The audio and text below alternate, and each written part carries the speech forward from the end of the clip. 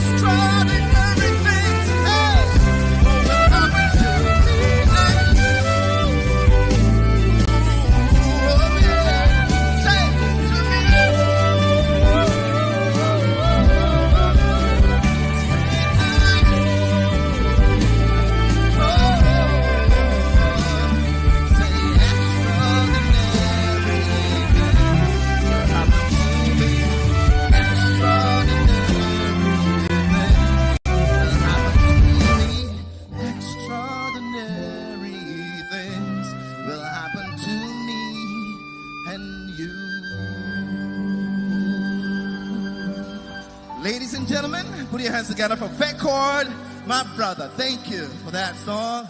Wow. Wow. Beautiful, beautiful morning we're having. Are you excited? You don't sound like you are. Are you excited? Okay. Now tell your neighbor, welcome to Enugu Tech Fest. Say it. This is the third day, and the truth is, I'm as mind blown as many of us are because of the things that we are seeing, the things that we have enjoyed. And we're going to begin right now, right? So, once again, my name is Lorenzo Menakaya, and I've been your co-host throughout the events since the event started. But today, I'm in a certain mood, so I have a partner in this particular mood. So I'm going to call out just 5 people from this audience who'd like to give me a recap of the things that has happened since we started on Tuesday. Who is that person that's ready to tell us? Just 5 people. I'd like to have maybe, let's balance it with gender. Who's that?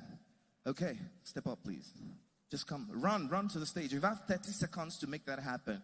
I'm not saying everybody should run. If I point you, you come. Come. Please, hurry. 1, 2, 3. Who else?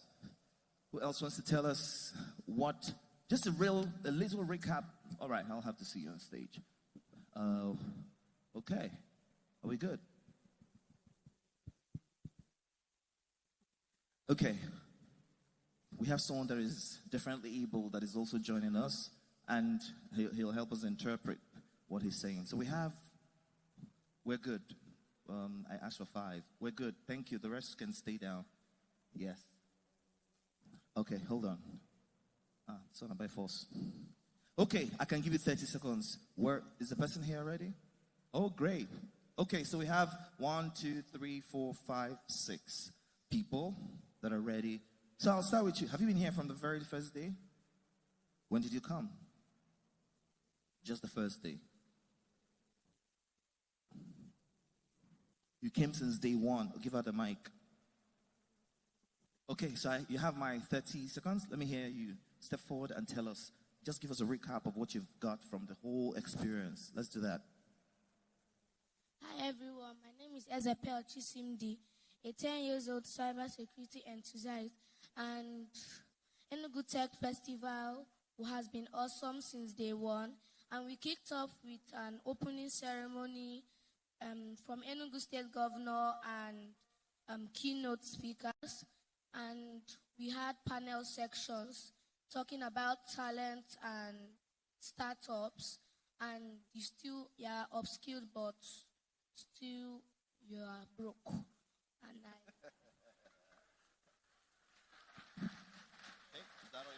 You got that? Is it good? Okay, thank you.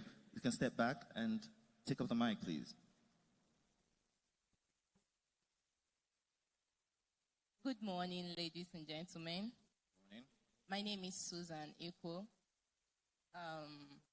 From the panels, from the beginning, okay, I want to emphasize on what CEO Executive Director Lead Network said yesterday, which our governor said from the day one. He said, technology will shape the future. Who will shape technology? And then what Ugochukwu Honora mentioned yesterday, he said, don't just get excited being here. And after the excitement, you go home. Be disciplined, be creative, and then look for a problem and then solve it. Thank you very much. Thank you. Pass to the next. My name is C.K. Victor Chizuroke, a student from Department of English and Literary Studies, Enugu State University of Science and Technology. Coming here since day one has been fun. Hearing our governor making a speech without anything, he made us to understand that we need to study AI, we need to study cybersecurity as youth, that we need to think. Having it up here is everything. That he started from nothing. He built something from nothing. You should identify the problem in your area, in the business that is around you, proper solution to it, using tech. With it, you can generate something better for yourself. Yesterday was fun. I learned a lot from the startup.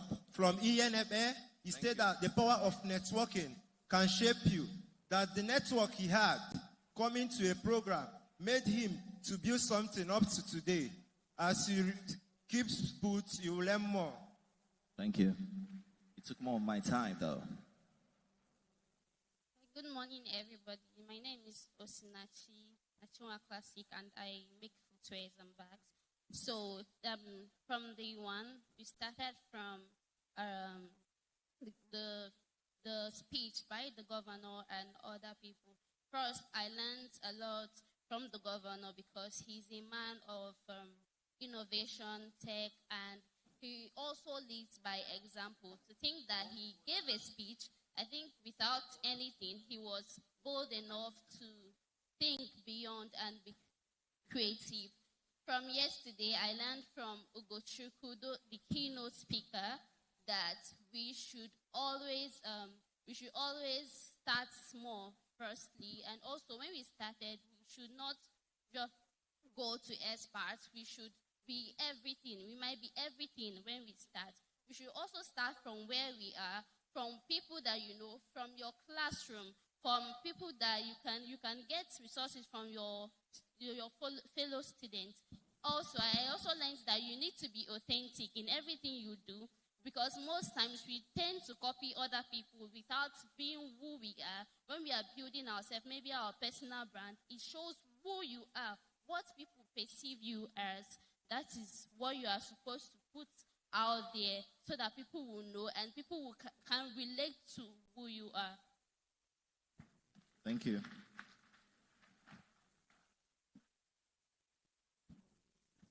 Good morning, everyone. My name is Sopruchuku Madwozo, and day two was fun, day two was exciting. But what stood out for me was when Mr. Ugochukwu Aronu, the CEO of Zen Finance, said something. He said you should do what, he said, you should keep at what you do and act. Whatever you have, whatever like you are thinking to do, it's not just for you to think about it, but it's for you to act on it. He also said that you should not be a person of excuses, that excuses shows incompetence. But rather, you should actually be, what's the word to use? Like, just act. Don't think too much. Just put your actions into reality. Thank you.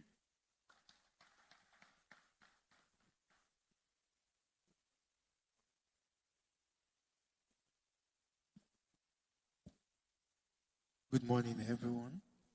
My name is Norma. I am very happy, and I'm a student of Peaceland College of Education. Yesterday, I learned many wonderful things, and I enjoyed the different conversations conversations and the intelligence that she got here on Web3 and so on, and different things. And she enjoyed the serene environment and more. She is thankful for this environment and the new friends she has made. Thank you.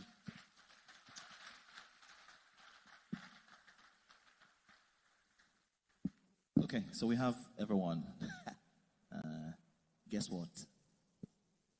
We're going to give just 2 prizes. Okay, I don't know. When they come up, he will tell me how many he would give right now. So I would like to invite our very own CEO, the most popular CEO. Oh, you don't want to come up? Please come up the stage. And, he's coming. Oh my God. Money people are coming on stage, so relax. You'll be all right. Thank you. Mr. Nzube and CEO are coming up, Mr. Okenwa. So we are doing this to encourage attentiveness, and we actually just want to give to 2 males and 2 females, but men, and I've appointed Mr. Nzube as the judge. He will pick the first 4, and each of them will have 10,000 each. Good morning, everyone. Are we excited today? Yeah, so just like you see, ETF rewards you in many, many ways that you can't expect. And this is something that we have to always be excited about, because each year we come for this festival, it means that we're giving back to the community, we're learning something, and we're able to prove that we're also paying attention. So from everybody here, I believe if I were to rate from my own perspective, the lady here, please step forward. I feel like she had so much to say, and at some point it felt like the mic was cut off from her. And please, my young lady here, please step forward also. All right, so please.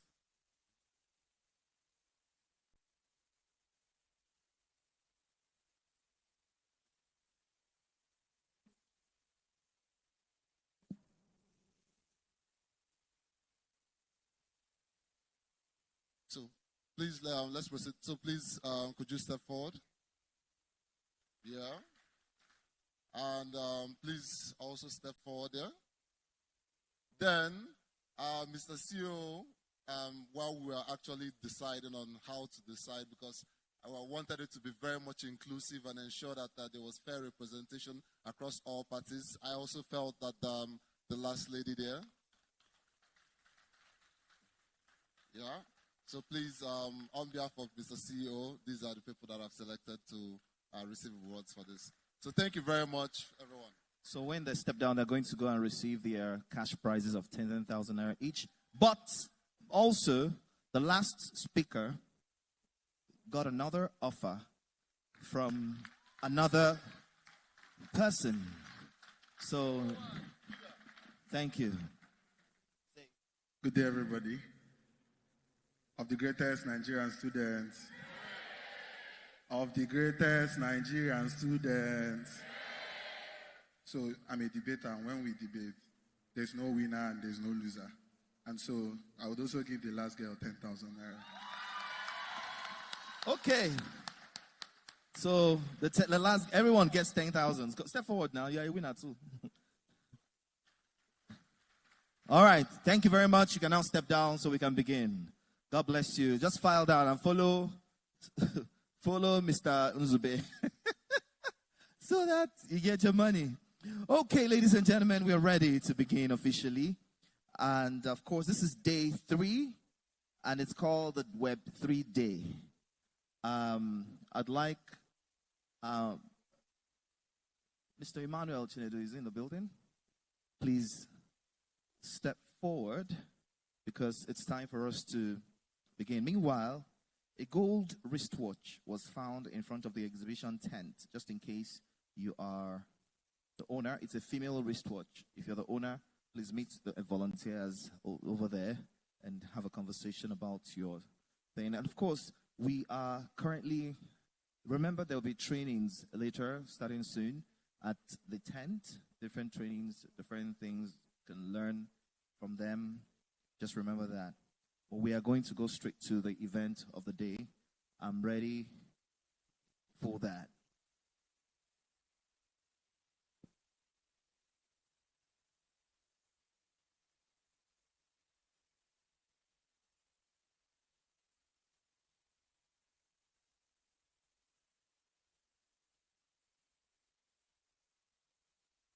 Ladies and gentlemen, we're going straight to the keynote.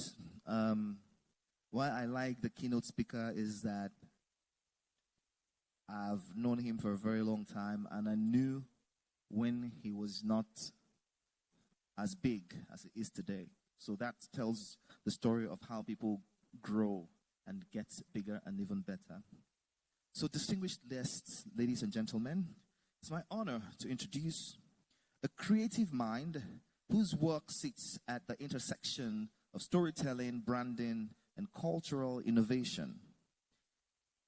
He's a Nigerian creative entrepreneur, media personality, committed to shaping conversations around creativity, identity, and the future of African storytelling. He started there, but through his work in brand strategy, media engagement, and community building, he has consistently inspired young creatives, young people generally, to think boldly, communicating authentically, and build with purpose. Ladies and gentlemen, the keynote speaker we have today he started with even public speaking and hosting events, but now he's here playing in one of the largest ecosystems you can ever imagine as an authority in terms of tech, Web3. We are honored to have Mr. Harry Obi, known popularly as Mr. Harry Obi, but then he is Dr. Harrison Obiefule. Please, let's put our hands together as I invite this brand strategist, Web3 expert, the tech specialist to the stage to take on the very keynote speech we need for this morning. Please keep clapping. Keep clapping. Hi, everybody. Exciting time to be here.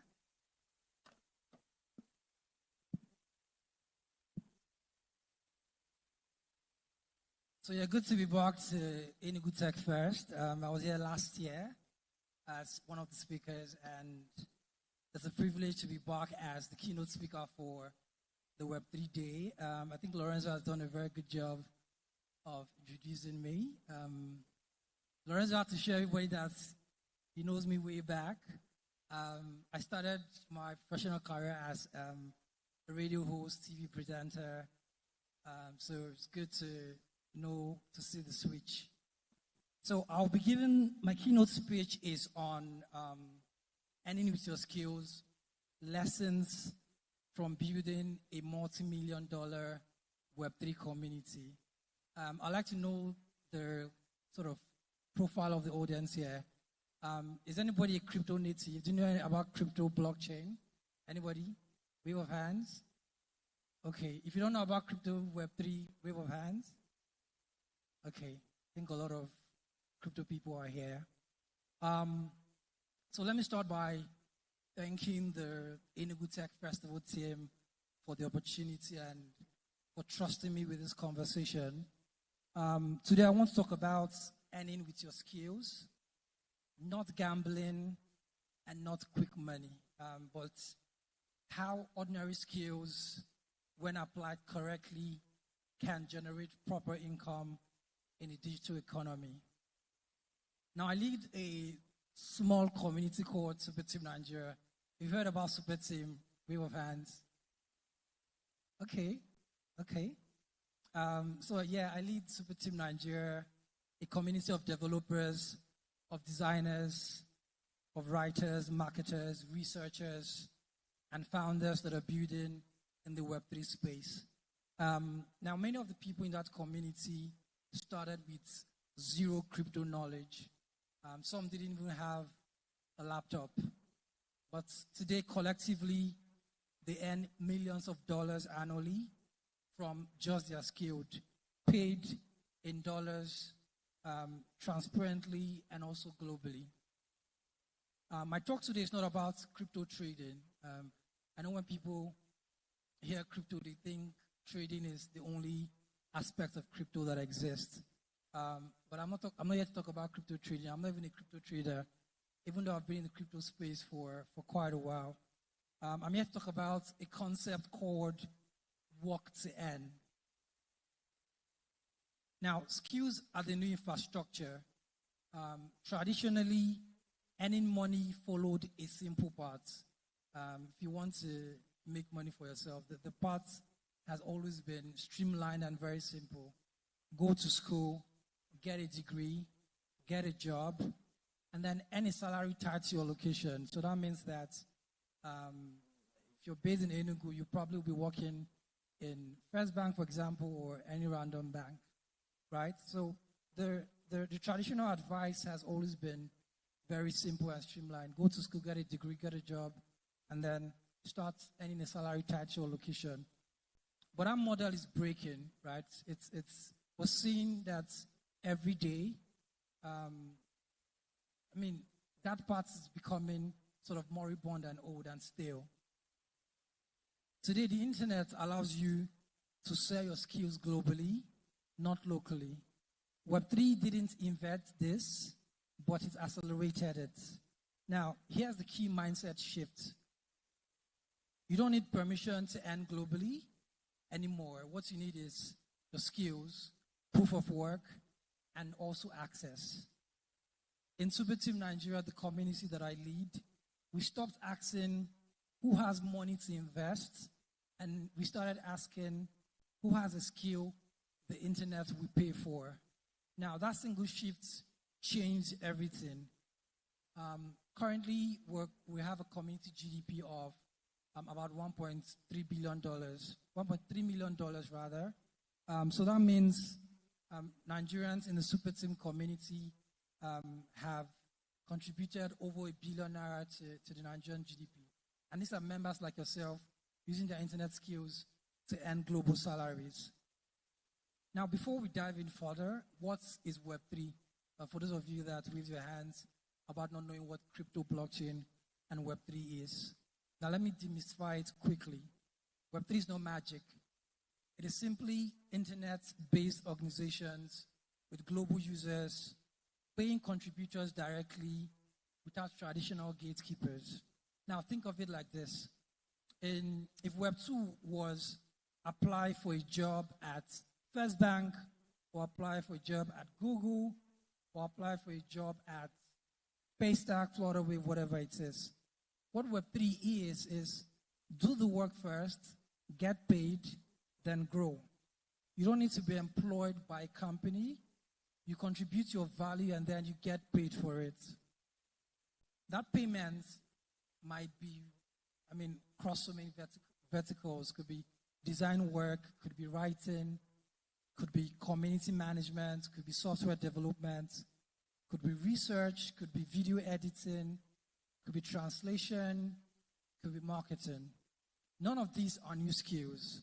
What is new is how directly they're monetized. Now let's talk about Super Team Nigeria, or let's talk about how Super Team Nigeria was built. Now, Super Team Nigeria didn't start with funding. It started with a very small group of people in a Telegram group. It also started with a shared belief that Nigerians had underpriced talent, a focus on skills over status. We created a simple system. Identify in-demand skills, train people just enough to be useful, create opportunities to practice publicly, pay for actual contributions, no attendance, no certificates, no motivational speeches, none of that. Just straight up quality work. Now, people have earned their first $50, people have earned $200, people have earned $1,000, people have gotten jobs, people have worked on projects, people have earned $10,000 from my community. Now, what we've seen is over time, designers started leading teams, writers became editors, developers became founders, and community GDP followed skills in essence. Let's talk about the skill to income pipeline. Now, this is the most important part of this talk. There are 4 stages to earn with your skills. One is skill acquisition. So you have to choose one skill, right? Just one skill that you think you can do better than any other person. Example could be writing, could be designing, could be coding, could be researching, social media management, video editing, whatever it is. Focus on one skill because depth beats variety. The second point is proof of work.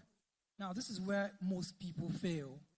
No one pays for potential. I know you're good at what you do, right? But, I mean, that's where it ends. I know, right? But what I'm interested in is what can you do? I mean, people pay for evidence, not for potential. In Super Team, what we value is we value GitHub links, we value Google Docs, we value design portfolios, live dashboards, published content. If your skill cannot be seen, it cannot be paid for. The third point is distribution. Your work must be very visible. Talent without visibility is invisible. We encourage people to build in public, to contribute to open tax, to collaborate in communities, because this is how opportunity finds you. Now, so common myths Nigerians believe, but I'll address them. Myth one is you need to trade crypto to make money. That is very false. I don't trade crypto, and I don't think I'm doing badly myself. The truth is most earners never trade. Myth two is you need to know everything first. That is also false. You need to be useful, not perfect. Myth three is it's already too late. The crypto Web3 space is saturated. Everybody do crypto right now. But that is also false. I was still very early in skill monetization. Myth four is only developers earn well. I'm always having banters and arguments with my technical friends, the developers, because this is a myth that only developers earn well. There are non-technical roles that really earn well and are very critical. Because skills pay, not necessarily titles, right? So as a non-technical talent, as a marketer, as a good guy, as a designer, whatever it is, you can actually also earn well. Now, some practical advice for students and young professionals like you. If you leave here with nothing else, take this.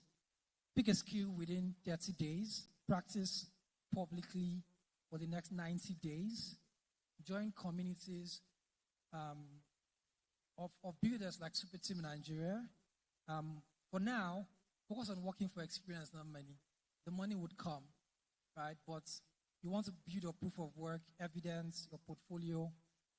So you have a better opportunity to negotiate, right? So work for experience, not money. Let your work speak louder than your CV. Web3 rewards builders, contributors, problem solvers. What it ignores is noise, entitlement, and shortcuts. To close, let's look at the bigger picture. What excites me most in crypto, it's not just crypto trading, whatever it is, right? It's what exactly does this whole technology and ecosystem, what does it mean for Enugu? What does it mean for Nigeria? What does it mean for Africa? It means a generation that are earning globally, spending locally, building locally, and also exporting talents instead of just people. Super Team Nigeria is just one example. There'll be many more. The future of work is not coming. Breaking news is already here. The only question is, will you skill up and participate? So Web3 is not coming to save you. No ecosystem is, not Solana, not any of the L2s, not Bitcoin, not Ethereum. It's your skills. Your skills will be what will save you. So when you leave this hall today, remember this. The world already has space for you, but only if you show up with value. The next global products, the next dollar earners, the next success stories will not come from leaving Enugu. They will come from building here, learning here, and exporting skills from here to the world. Thank you so much.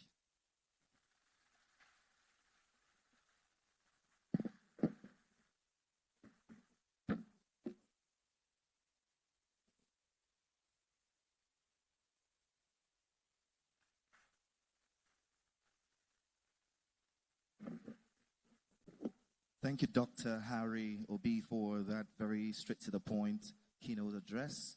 That's how it's supposed to be, you know.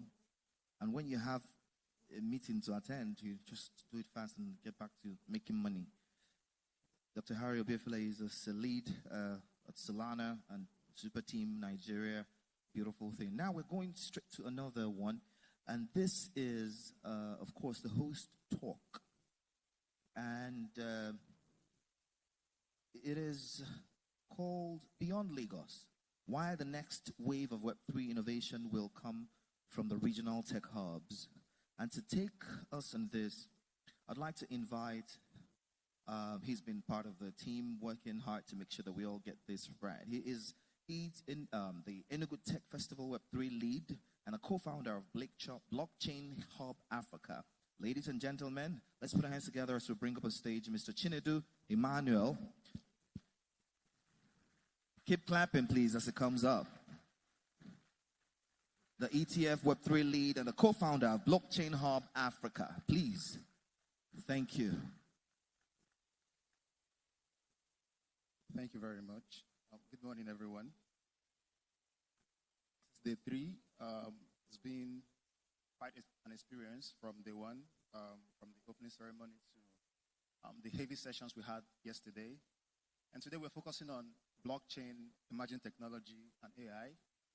And just like the keynote speaker, Dr. Harry Obi, just said, you finding a place within the Web3 space has now become the easiest thing to do. Because prior to now, we used to think that the Web3 space is only meant for first cryptocurrency and traders, right? But the fact is that crypto is the smallest product on the blockchain, right? It's the first product that we have on the blockchain, but it is the smallest thing that you can do on the blockchain, right?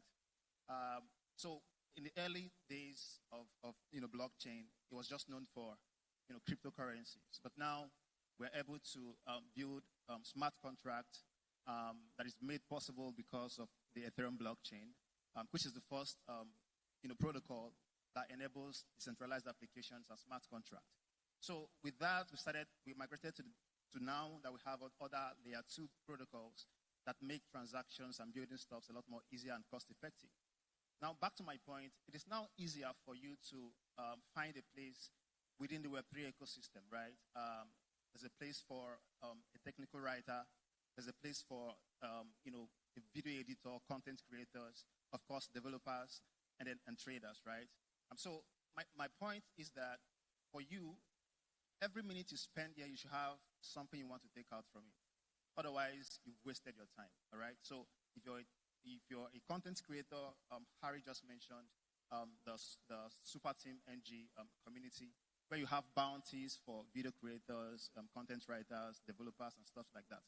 And the fun thing about Web3 is the decentralized nature of it, in that you don't have to be employed by Solana or by Arbitron or by any of these protocols to be able to work and earn from it, right? If you go to Super Team N, as an example, of course, you see the list of bounties that you can participate in. It's as easy as just Googling Super Team N, right? If you want something, you have to go for it. So if you Google Super Team N, you're able to sign up there. You see a list of bounties, bounties across development, across engineering, across video creating, content writing, and stuff like that.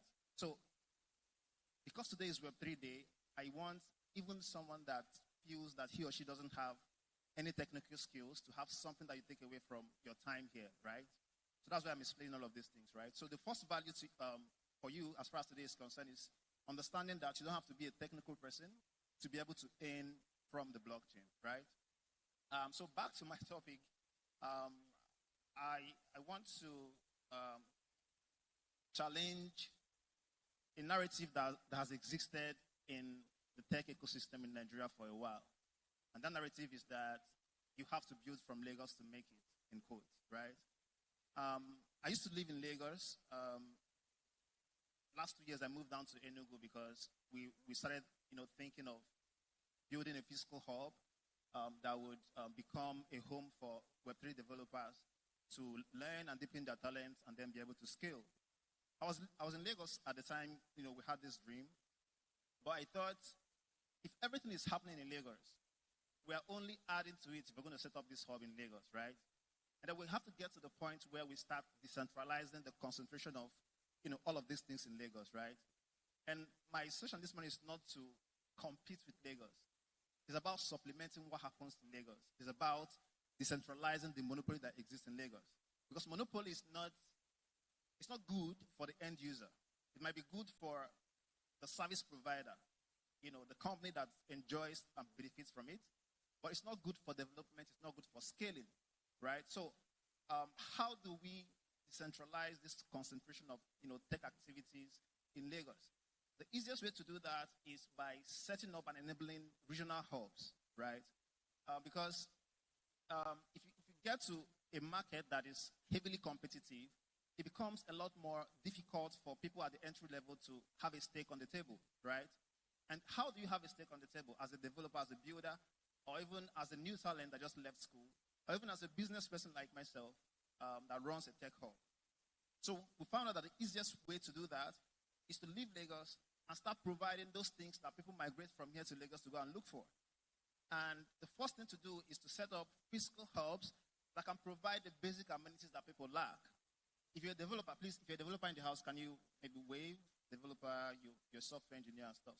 So one of the basic challenges that we have is infrastructure, right? And infrastructure is not the heavy infrastructure that you might think of. It's something as basic as 24 hours light, power supply, something as basic as steady internet supply. Now, if you go to Lagos and you have physical hubs, of course, we know of some of our protocols like Shoe Hub in Lagos. What they do is to provide the technical, assistance, provide the infrastructure in terms of internet connection and light, for developers and builders to have, a relative low entry challenge, right? And so that's the reason why we came down to Enugu to start providing, these hubs and this infrastructure. And it has become a lot more easier for us to scale because, one, places like Enugu have about 15 universities right in Enugu, right? And the tech talents that we have, the young tech talents, people that will build the future of tech basically, are not just in Lagos. They're not concentrated in one location. They are distributed across universities, in Nigeria as a case study. And if you have 15 universities here in Enugu, it makes sense for this tech talent that is scattered across all these universities to have a home where they have this and then start building, right? And then I think that is the way that we can start decongesting what happens in Lagos. And that's the reason why we set up Blockchain Hub Africa here in Enugu, and then we started, I think, we started Blockchain Hub Africa. It's existed since 2019 online.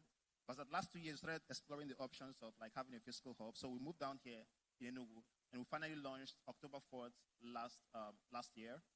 So barely 1 year, we've done a ton of activities. We've enabled a lot of developers. Of course, there were 3 track talents for ETF.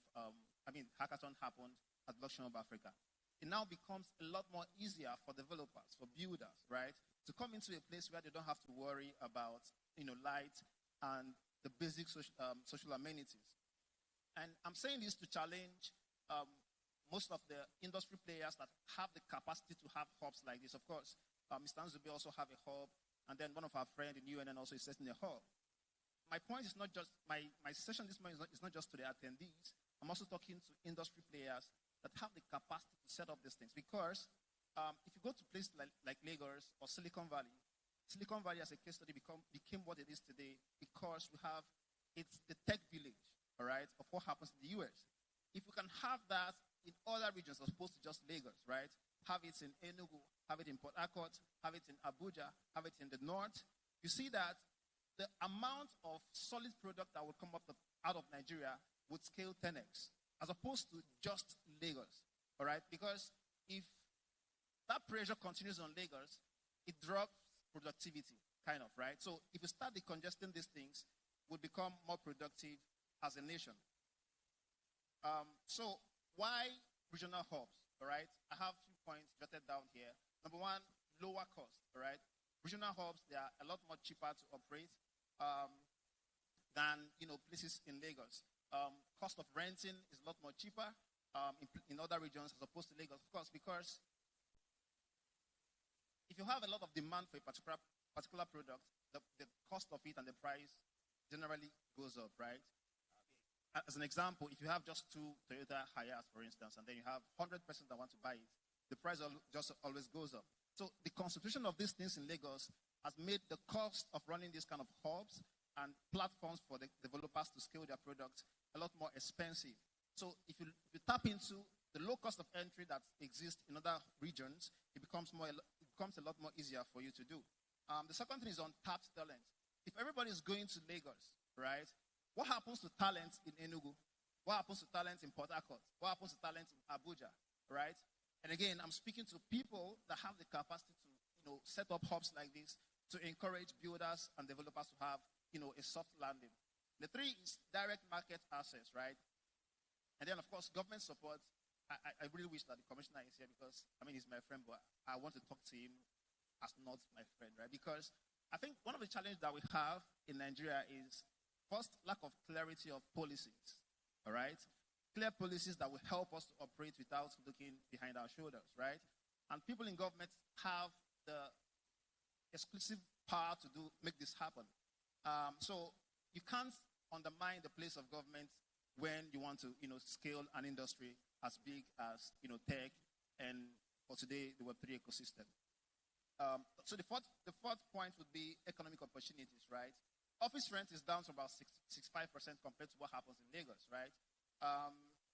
Of course, the cost of identifying talent, because these guys in other regions never had it the way you find it in Lagos. So it's a lot more easier to spot talent if you're operating, from other regions as opposed to just Lagos.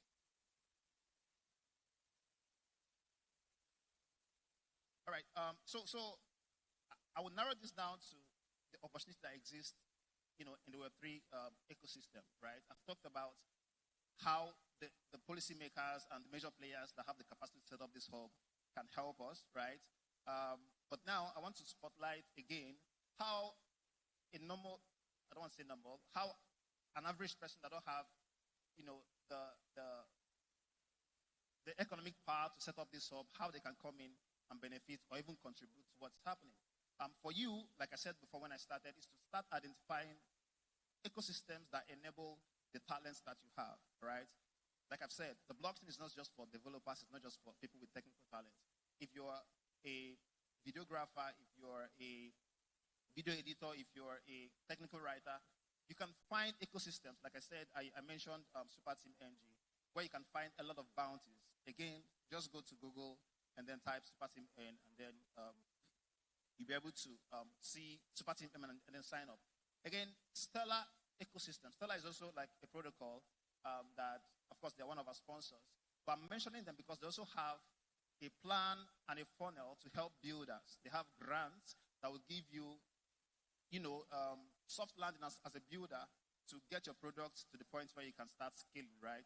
So for you, and if you're interested in Web3 and you're a builder, identify ecosystems like Super Team N, identify ecosystems and protocols like Stellar, identify ecosystems like Sui, and identify ecosystems like which other ecosystem? I think these are the major 3: Sui, Stellar, and Solana, right? These ecosystems have clear roadmap for you as a builder to meet you where you are with the talent that you have, to start earning from the Web3 ecosystem. So call to action.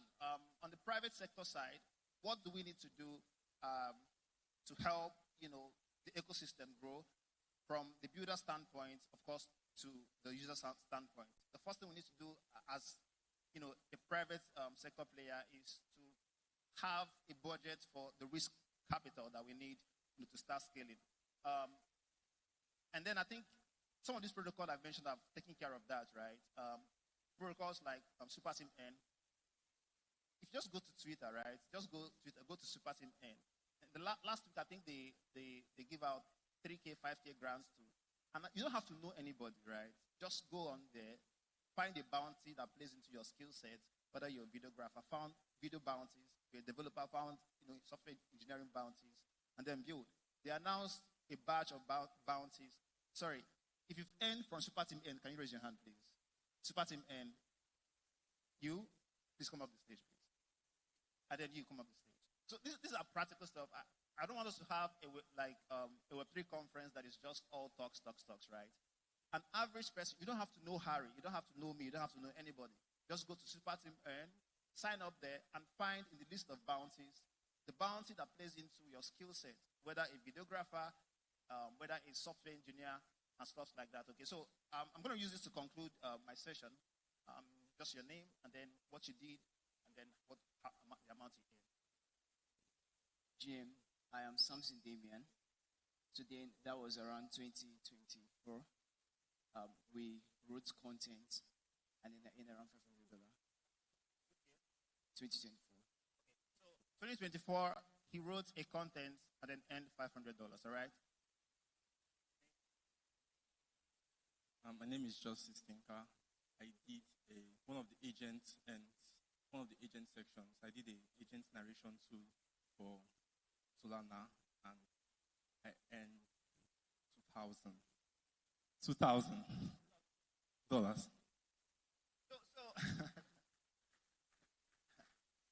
because I want us to be very practical with these things that we do, right? $2,000, there are salary earners that will not earn $2,000 as their gross earning in a year. You can do the quick math. If you're earning $100,000, your salary cumulative for the year is $1.2 million. $1,000 is more than $1.2 million, right? And then you don't have to go through interviews. You don't have to go through all of this bureaucracy and all of that.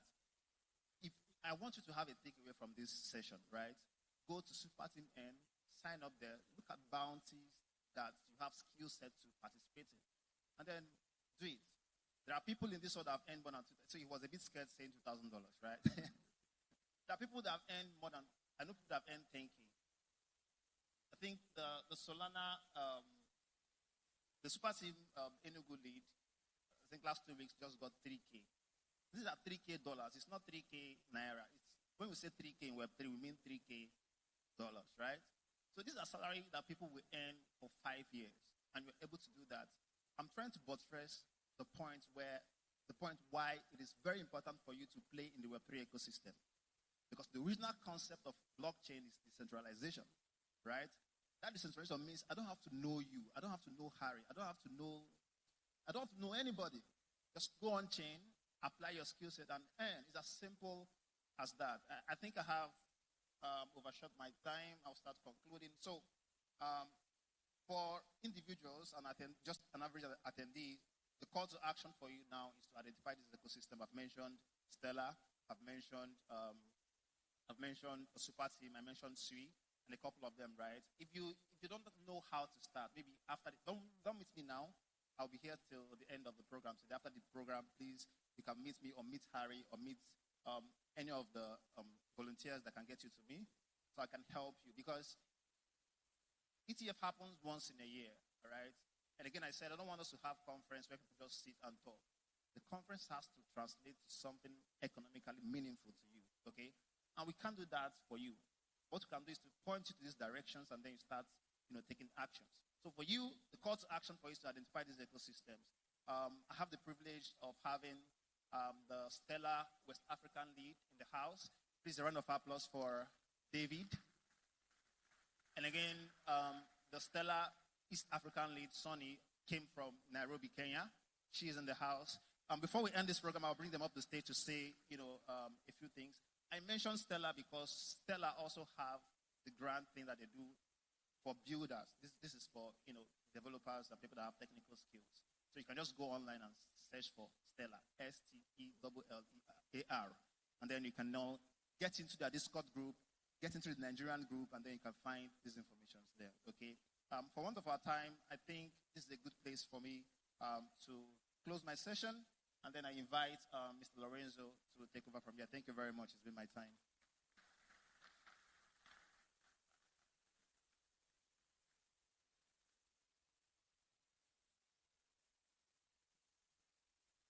Please put your hands together again for him. I like the way today is going. Very sweet and swift and brisk. Thank you, everyone. Thank you so much. Okay. We will go straight to the next we have today, and that is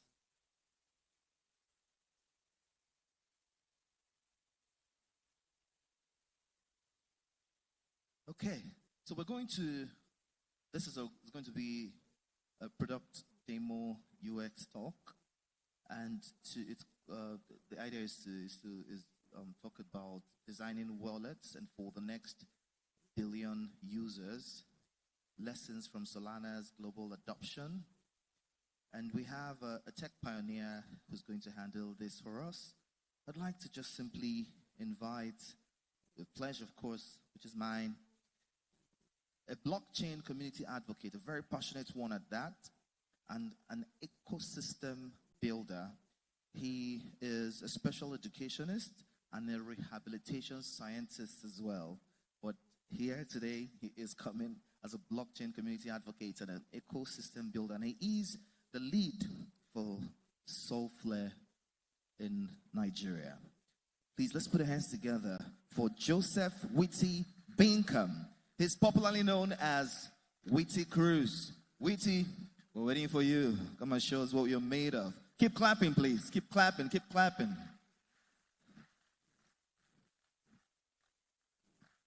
Trained all the way at the University of Jos. He's here to show us the wisdom that comes from that part of the world. Thank you. Thank you. So, GM everyone. GM everyone.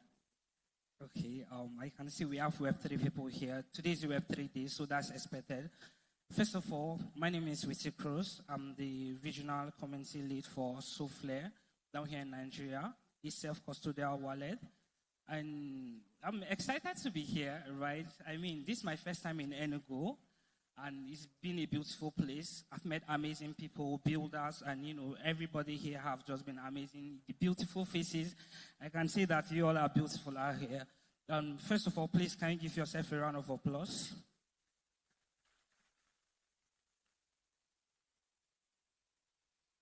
Okay, so today we are going to talk about Solflare, right? Solflare wallet. Please, if you are familiar with Solflare, please let me see your hands up. Okay, all right. We have people who use Solflare here.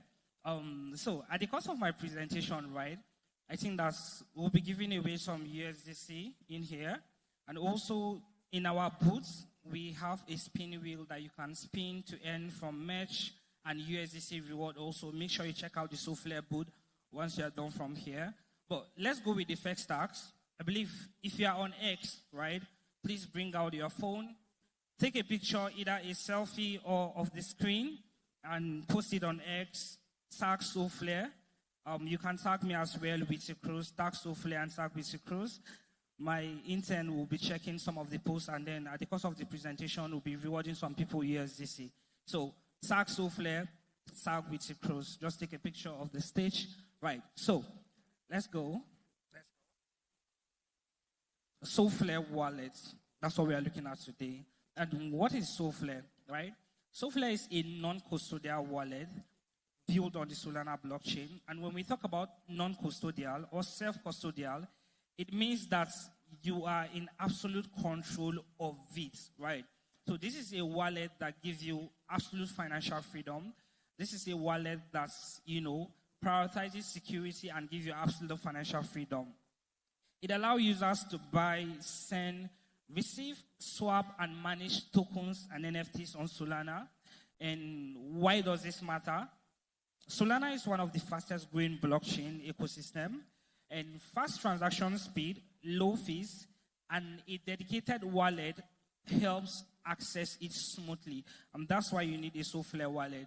So please, if you don't have a Solflare wallet, right, you might want to go to your Play Store or App Store to install a Solflare wallet while you listen to this presentation. Secondly, what's Solflare mission and vision? Solflare mission is to challenge the dominance of centralized banking system by granting users true financial independence. That's what we're after, granting you true financial independence. Because there is this saying that says, if you don't control it, then you don't own it. And that's why you should be in absolute control of your finances. Secondly, Solflare empowers individuals to securely manage and trade their digital asset with complete autonomy within the Solana fast-growing ecosystem, right? It emphasizes on self-custody. Your crypto your custody, and your keys. Security first. I always say that if you are in the Web3 space, either as a trader, either as a creator, as a developer, whatever it is that you are doing, right, and you are earning in some type of way, the least you can do for yourself is get yourself a secured wallet. Because to avoid situation whereby you wake up one day and you hear that your funds are no longer in your wallet. How many of you have been hacked before?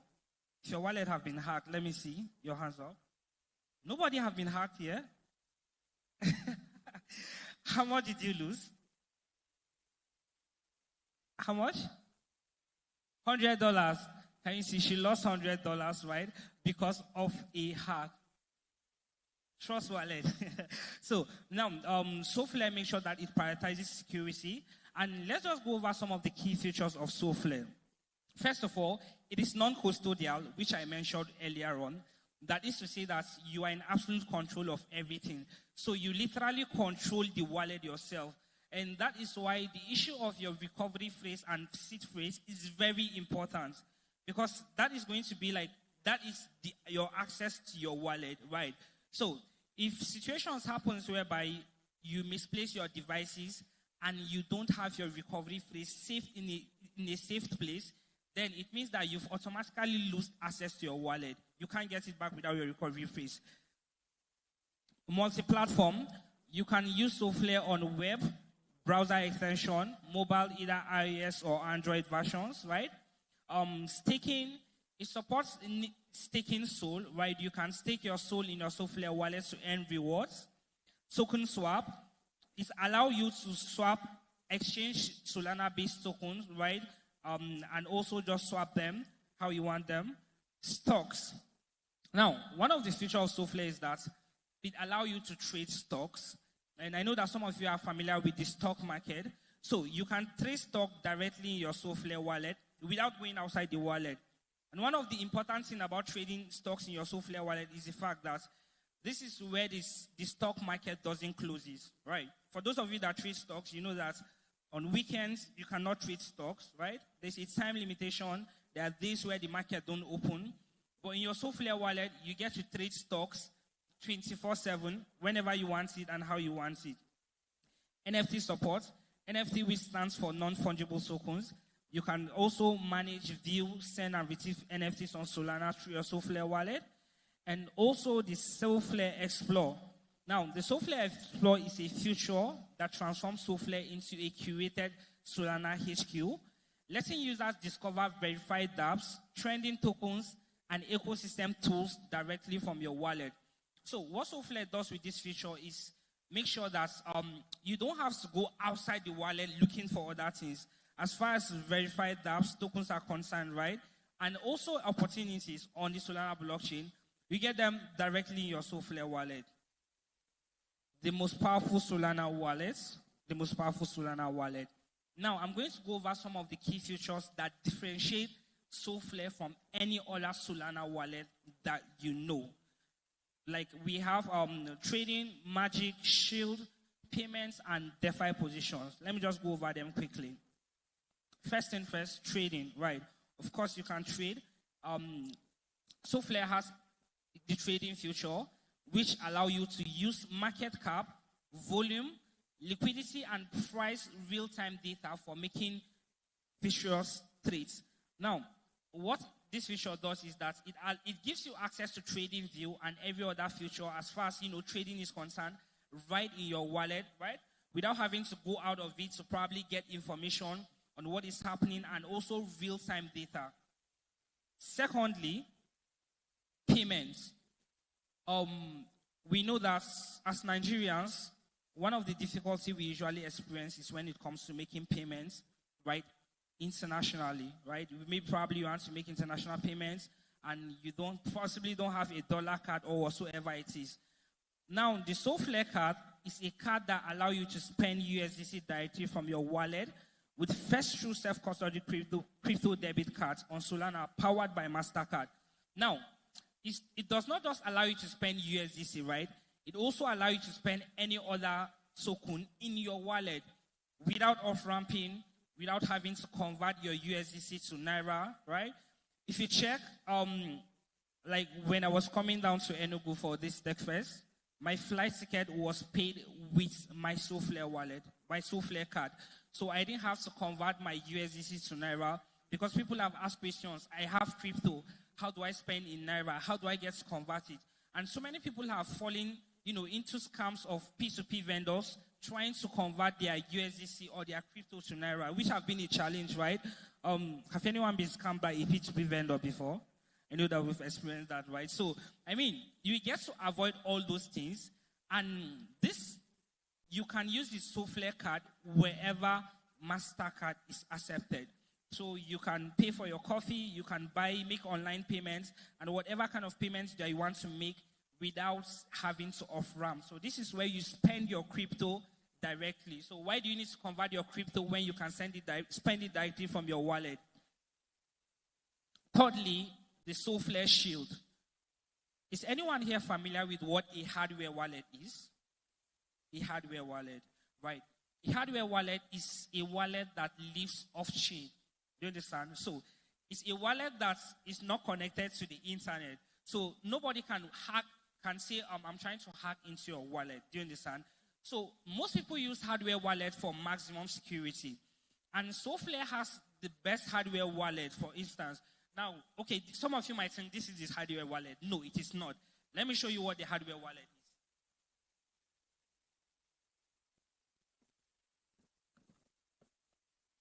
Now, can you believe that this is your hardware wallet? It is this small. You can carry it anywhere you want to carry it. It's just like a card, right? And this is a hardware wallet that lives off-chain. Undestroyable. You can probably drop it inside the water and nothing will happen to it. No cables, no batteries, right? It works with a chip that allows you to probably access it. But this is what the Solflare Shield looks like, right? So Solflare has this hardware wallet, first of its kind, based on Solana, that you can use for maximum security. This is untouchable. It's called the Solflare Shield. So this is something that you definitely love to make use of for maximum security of, your assets. DeFi positions, right? And, so many of you have interacted with different protocols. You've probably provided liquidity. You've staked some tokens in different places. And sometimes you lose track of where did I put money? Where did I put money? You're trying to think where did I put money? Solflare allow you to access all your DeFi positions, right? Like you get to see every protocol you've interacted with and how much you have in those protocols, just like it is on the screen, right? So, like here I have some money in Flash Trade with Bonk Rewards, Radium. So whatever protocol that you interact with and you have some money there, the Solflare DeFi position feature allow you to see that, and so you don't have to crack your brain or try to remember where did I put money and where did I store money. Magic AI. Now, this is the first Solana wallet, right, that has an AI inbuilt in it. That's, of course, we know how AI is transforming the world. And I know that when we talk about AI, someone asked me a question yesterday, and he said that, is it a feature that helps you to trade? Like probably a bot that automates trading for you? No. This is your 24/7 assistant that works based on your commands. So whatever prompt you give to this AI is what is going to execute for you. You understand? So this is not something that probably just automates trading for you, whether you are aware of it or not. No. It just helps you to stay up to date and probably not miss opportunities when you should, and even when you are not on your wallet. So you can drop a command for the AI and say, I want you to do this. Like, for instance, buy 1,000 Solana if price of Sol drops below $60 this year. So even when I'm not active and price of Sol eventually hits $50, the AI will trigger the order based on the command that I gave to it. Are we following? Again, Solflare N feature. Please pay attention to this feature.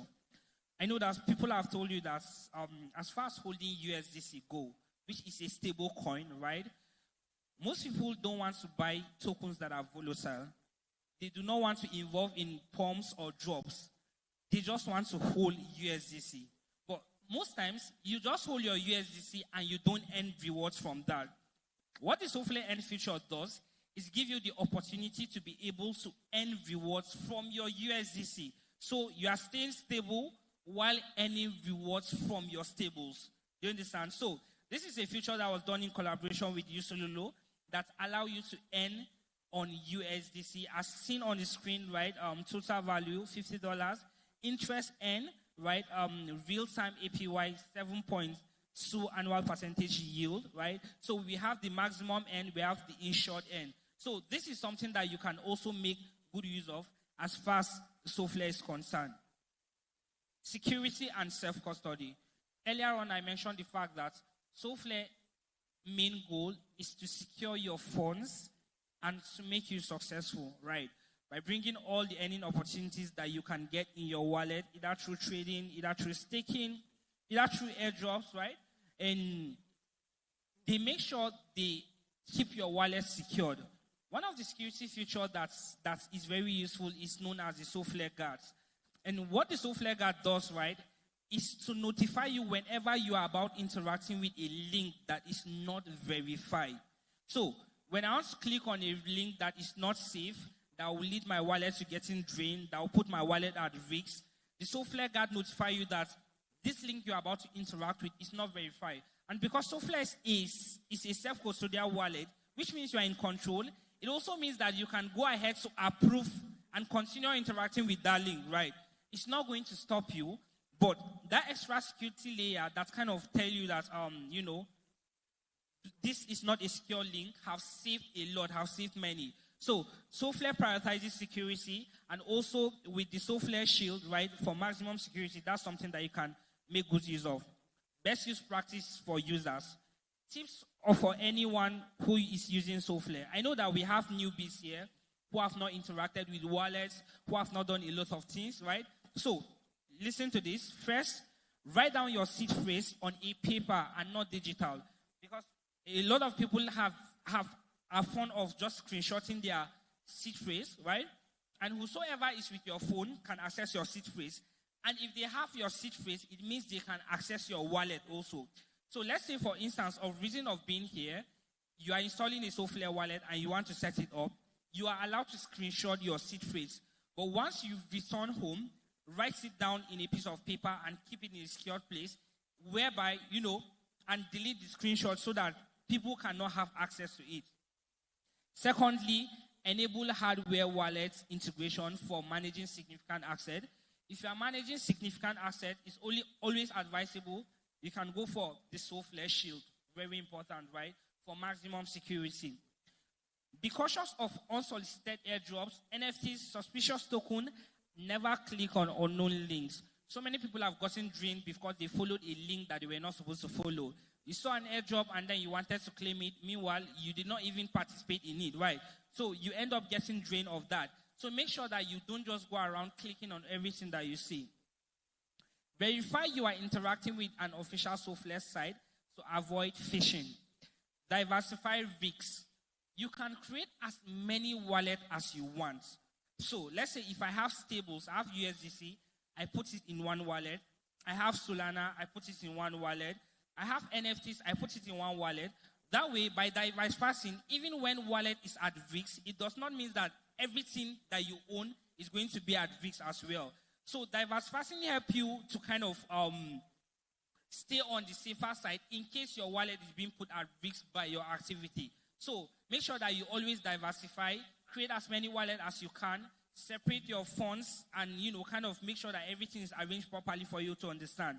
Stay up to date, right? Stay updated, because wallet features always get updated every time. And also, with Solflare, when you want to send USDC, you don't need gas fee, right? Gas fee, and it will be deducted, the charges will be deducted from your USDC. Do you understand? So most times people want to send out money, but because you don't have Solana's gas fee, you're not being able to make the transaction. You don't need Sol to be able to send out funds, right? That's why you should use Solflare. Adoption metrics. As per Solflare side, we have over 4 million active users, managing billions in assets, and over 15 billion worth of Solana is staked through the Solflare wallet, right? It is highly rated in App Store with a rating of 4.9 in App Store, and the number speaks to the trust and adoption within the Solana ecosystem. If you've not yet installed the Solflare wallet, please, you can go ahead to scan the QR code. Is it on the screen already? Okay, we are still on payment. Ladies and gentlemen, please pardon me. I thought that the slides were following, but slides are still on payment. But there's a QR code which you should scan to install a Solflare wallet. Okay, maybe it will come up later. Right. Now, the last thing I'll be talking about is community and ecosystem. The last two speakers that spoke, that's from Dr. Harvey Obi and, Emmanuel. They all made reference to the importance of belonging to communities and also the earning opportunities that comes from those communities. Superteam Nigeria have been one of the communities that have stood out for, Nigerians as far as building in Web3 and the Solana ecosystem is concerned. And one other community that is my favorite has to be the Solflare community. Now, this is a community that is focused on your growth, right? I mean, it's a community that is not focused on looking for users, but community members, because the whole idea is to build community members that know what they do, that, are active and also move well as far as branding-wise in the space is concerned. So, we have working groups that host one-on-one coaching session with guardians, right? So if you want to be part of that community, please follow Solflare on X. You can follow me on X as well, with Cruz, and you can join our Discord community. I also have the link on the slide, but it's not showing. So you can check in the booth, and if you have further questions, you can ask me. Community and ecosystem, G for G Mantra. And also, we also have streams that happen every Mondays on the Solflare official account, hosted by Quicks, where it highlights different projects and the opportunities they bring to the entire ecosystem as far as Solana is concerned. That's something you should not miss out on, right? And that brings us to the end of this presentation. But again, I promised a giveaway. So let me go through my X to see, do I have any tags?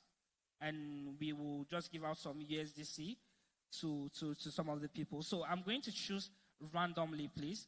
Who is 6? 6? Are you here? Where is he? All right, please, let's have you here, please. You have a Solflare wallet, right? You have a Solflare wallet? Install a Solflare wallet. Well, unfortunately, we cannot give you this giveaway. So get yourself a Solflare wallet. Samuzik. Who is that? Okay. Is that you? Okay. All right, please. You have a Solflare wallet? All right, please come down here and get your rewards. Let me see. Okay, OKK. We have OKK. OKK, Venatius, OKK. All right, please also get here with your Solflare wallet. And the last person, Maxwell Inda. All right. Also, we have Maxwell Inda in the front. Any lady, okay. Modesta Okafor. All right. So, ladies and gentlemen, for further USDC giveaway, please come to our booth, and we have a spin wheel that you can spin and, win different things for yourself. So for the rewards, you can just come down here. It doesn't have to be on stage. I'll get your rewards to you. Thank you for your time, and it's amazing being here. Make sure you check out the Solflare booth. Thank you.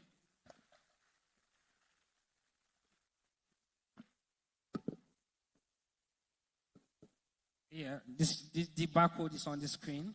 All right, well, thank you. Please put your hands together again for Witty Cruz. He's actually very witty. Thank you. Please, if he called you, please move to where he is so that we can get to other things. Okay. As we are speeding it up and moving, well, I just want to let you know that today, Web3 Day, they are giving out $1,000. So, you didn't clap? Okay. They don't like it. Okay, so sit back, relax, and someone is going to win a phone. And of course, if a tech guru wants to give you a phone, it's not a small phone. It's a phone you can use to do tech. You understand? You understand? Okay, you understand? Okay, so please, if your friends are not in here, tell them to come inside, though. That shawarma they are buying will not tweet for them. All right, let's move to the next one we have. This is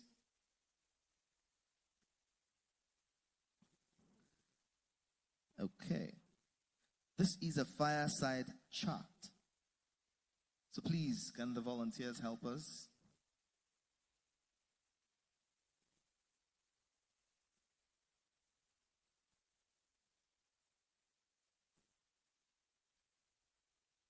It's a fireside chat, so we need volunteers to help us.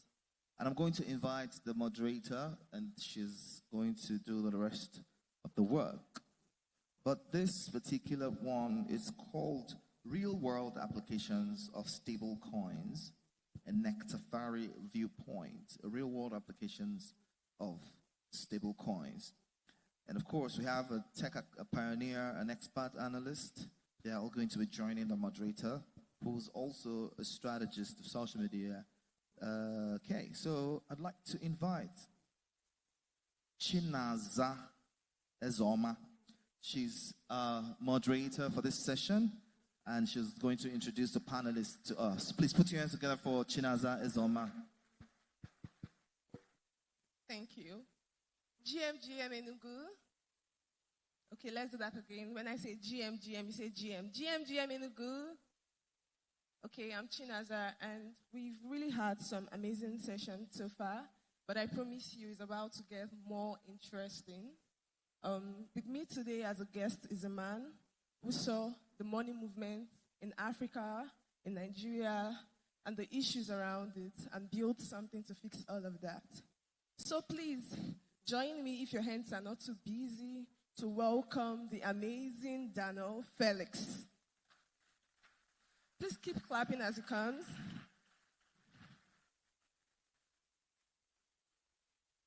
Keep clapping.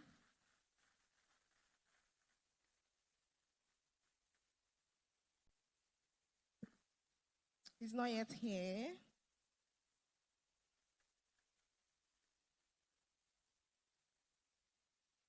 Hello. Hello, Daniel. Welcome.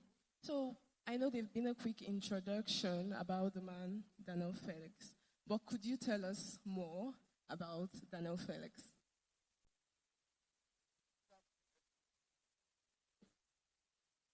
Good afternoon, everyone. My name is Daniel. I'm the co-founder of Nectafy. Before Nectafy, actually, I was the pharmacist. Before I decided that all that wasn't for me. I mean, it didn't make me happy, so I decided to venture into working in crypto.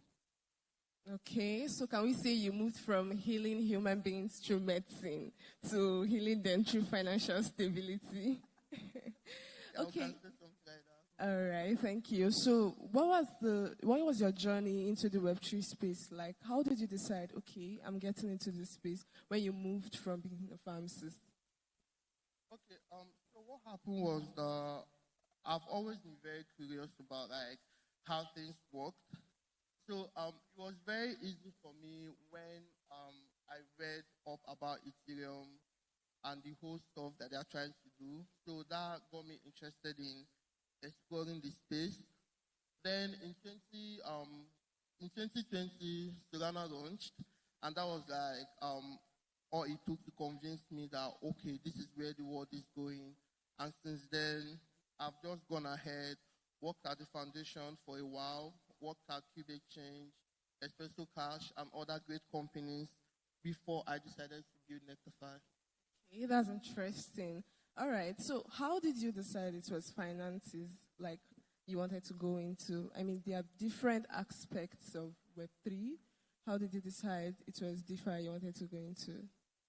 Okay, this is an interesting story, but the main story of Nectafy was that my friend Harry called me one morning, and he was asking me, Daniel, is there any way I can keep my USDC to earn interest on them? And that question was very interesting because, I mean, we had a whole lot of great protocols that do the same thing, where you can put your money into and you earn yield on them. But it was also surprising that if someone like Harry doesn't understand how those things work, it means that there's a whole lot of other people out there that don't understand how it works. So we set out to simplify that whole stuff. And it's also very interesting that my mom didn't believe in crypto. She always feels like we are just wasting our time. And she's always asking me, you guys have actually built something that normal people can use. It's always one protocol from the other. So building Nectify is just a way to sort of like make it easier for everybody to be able to like use crypto. Yeah, people call it Web3, but I prefer calling it crypto. Okay, now that's interesting. So I'm interested now to hear about Nectify. What exactly do you do? Because you mentioned now that just everyone could use it. Okay, thank you for that. So when people think about Nectify, just like you mentioned, you were like, oh, I got tired of the financial system. I'm trying to like fees, movement of money. That is interesting, but that's not what Nectify is trying to solve. So at Nectify, what we are trying to solve fundamentally is the credit system. So Africa as a whole does not have like a good credit system. Nobody knows what you earn. Nobody knows your credit score. Anytime you want to borrow money, the lenders have to sort of ask you for your phone number, and then you give them permission to your phone to go scan through your messages to figure out how many people you borrowed money from before they can decide, okay, we want to give you this money or not. And then the interest rate is also very crazy. So what Nectify does is that we help you save money, make payments, do a lot of other things that your normal banks and fintechs can do. But then the cool thing we do is that we build a credit algorithm that is able to like pick out your credit score. So the more credit score you are able to have, you can be able to like get cheaper loans and easier access to loans whenever you want them. And also, Nectify helps you build wealth. For example, top 1% of people in the world, they have assets, they have stocks. Anytime they want urgent money, they could always use this for collateral. It's not available to everybody right now. But Nectify made it available to everyone. So you can buy stock on Nectify, and if you need urgent money, you can use those stocks as collateral and take out a loan against them. Okay, that's very interesting. But let's bring this down now to Enugu. Let's say a random person in Enugu, a random business owner. How does Nectify actually work for them? Okay, thank you for that. Right now, if you want to send money to, let's say, to the UK, and you are using like the normal bank, the normal SWIFT system, it takes up to like 5 days for the money to get there. But with stable coins, it settles in seconds, and it's very, very cheap. In fact, the gas fees is very, very negligible. So that's what Nectify is solving fundamentally. So when you download Nectify as a businessman, we're able to generate a virtual Naira account for you. Any money you put into that account is automatically converted to USD for you. So every money you hold on Nectify is in US dollars. So there's no fear of inflation or anything. And then you're also earning up to 5% interest on your balance. You don't need to do any lockup. And this interest is backed up by US Treasury bills. So as a businessman, you want to make payments to someone in the UK or in the US, you can just use Nectify and send money. So you don't have to start thinking about going to your bank, you start feeling for AI came out, most people became vibe coders, right? Now, what stablecoins have been able to do is that it made it easier for people to get easier access to capital and easier as for a country like Nigeria. Before, if you want access to US dollar, you have to go to your local bureau de change. And if you want it in bigger bulk, you have to go to the CBN, get a whole lot of forms, get approved for that before you can get access to dollar. But with stable coins, anyone can own US dollars in their wallet. They don't have to do anything. They could just do it at home. So That's why I believe that stable coins are going to eat the entire financial system. And the top banks in the world right now are operating with stable coin. We have JP Morgan Chase, like they have their own stable coin in-house now. In Nigeria especially, we have Flutterwave, we have Paystack. They are all adopting stable coins because it's easier to manage and cheaper access for everyone. All right, thank you so much. So you believe so much in stable coins, like I can see. So when did that belief turn around to you building Nectify? Or the turning point? Yeah, so because I've always worked internationally, so getting paid is always a problem, right? But then with stablecoin, you can get paid 247 without having to bother about bank charges or being bothered about providing excessive documents. For example, if you want to open a paper account to get paid, you have to be scared about you being a Nigerian because you might receive money and they will think that, oh, you shouldn't be earning that money and your account is going to get banned. But with stablecoin, you can spin up a Solflare wallet like we just did. You can spin up a Nectify wallet and you can be able to like receive your money instantly without any headache. Instantly, low charges, no obstruction, nothing. Thank you very much. So Nectify recently announced a version 2 upcoming. Could you tell us about it and what it offers differently from what we are seeing already? Okay, thank you for that question. So the version 2 of Nectify is where we are consolidating everything we've built for the past 6 months, right? So right now on Nectify, you are only able to receive money, pay out money, buy stocks, and do investments. But then the version 2 of Nectify is coming with our Visa card. So our Visa card have up to $1 million per day spend. So when people advertise cards here in Nigeria, it's always about pay for your Amazon, pay for your Netflix or your PS5 stuff.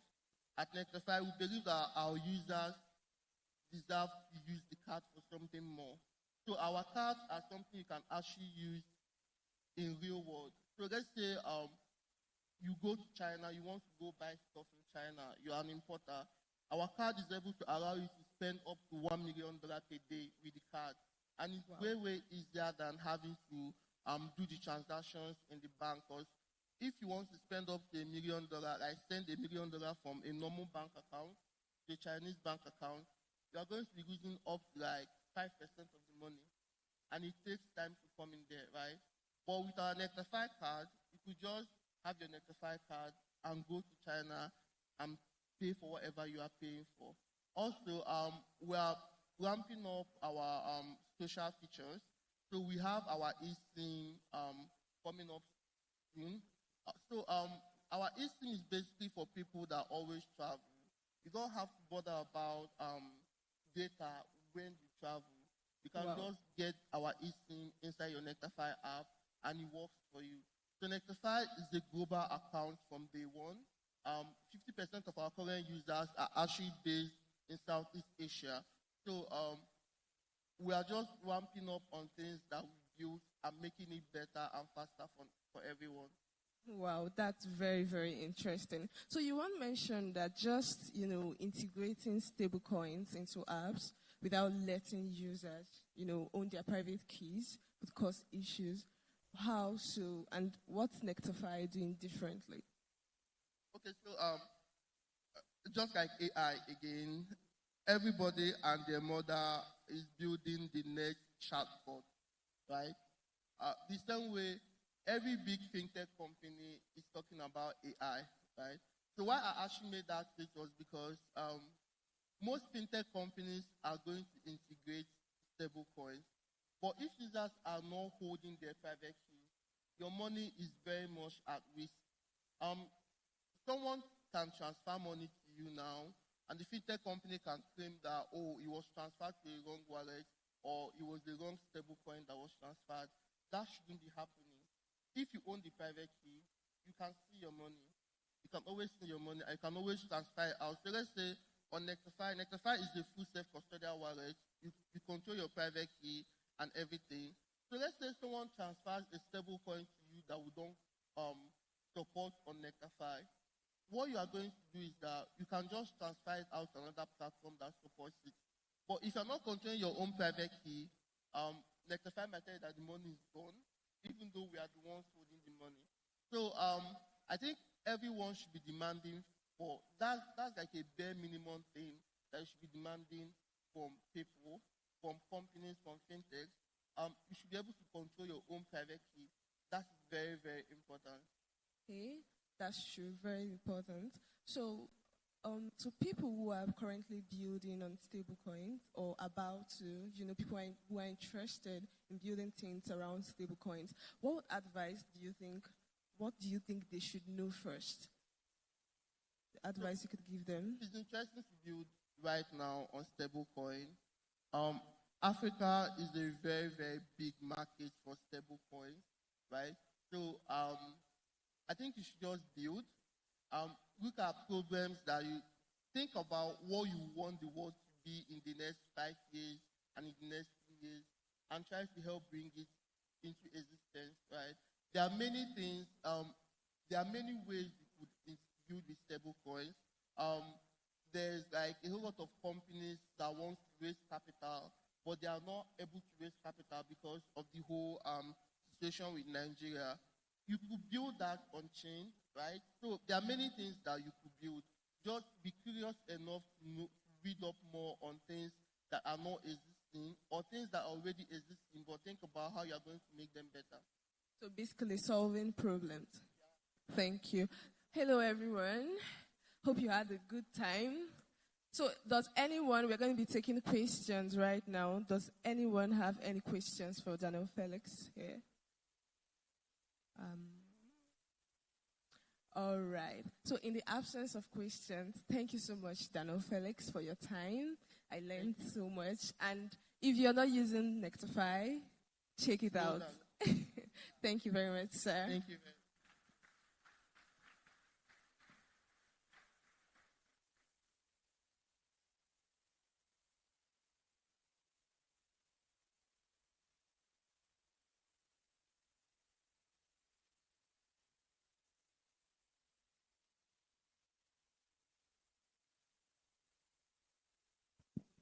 Please, where are the photographers? Please step forward. Both take a picture.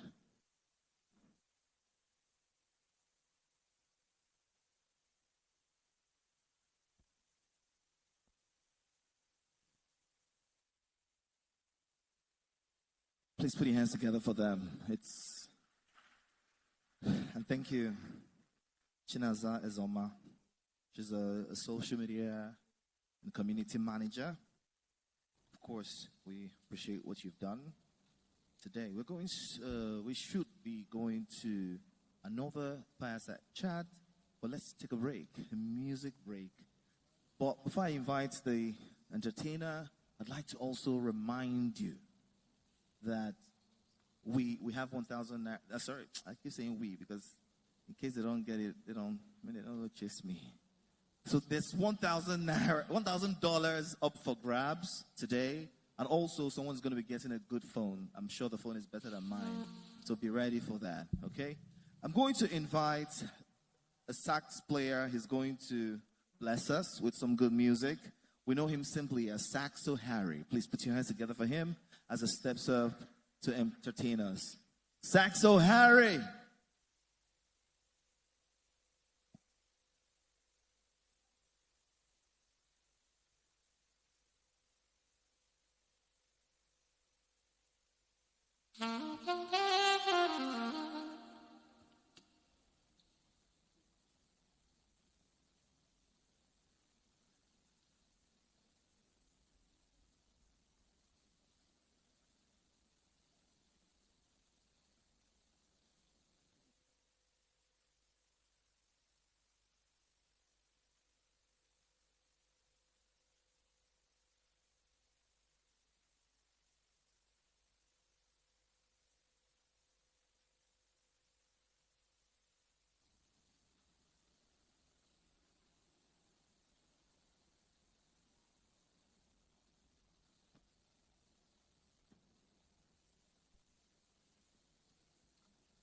trendybeats.com.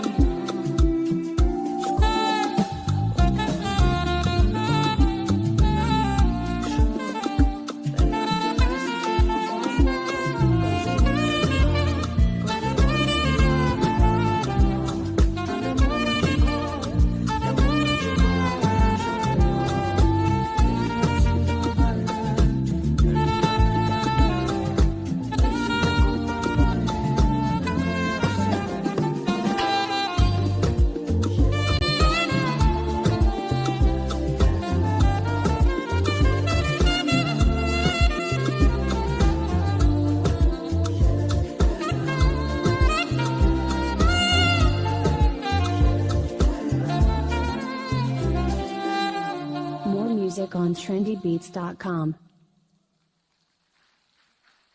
trendybeats.com.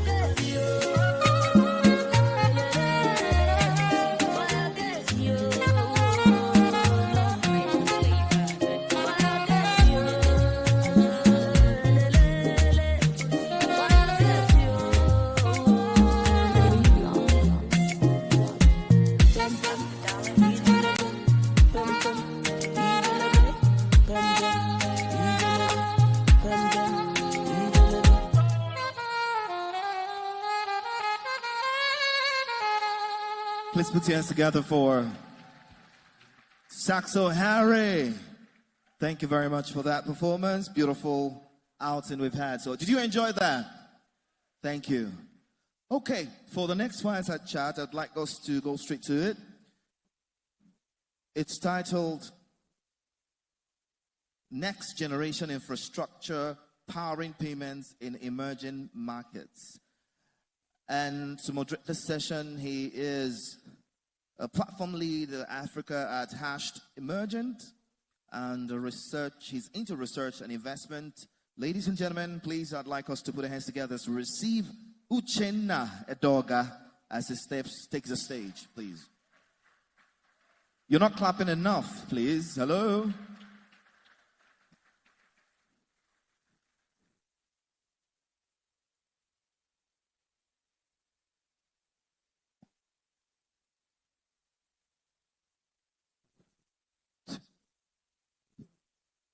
Good afternoon, everyone.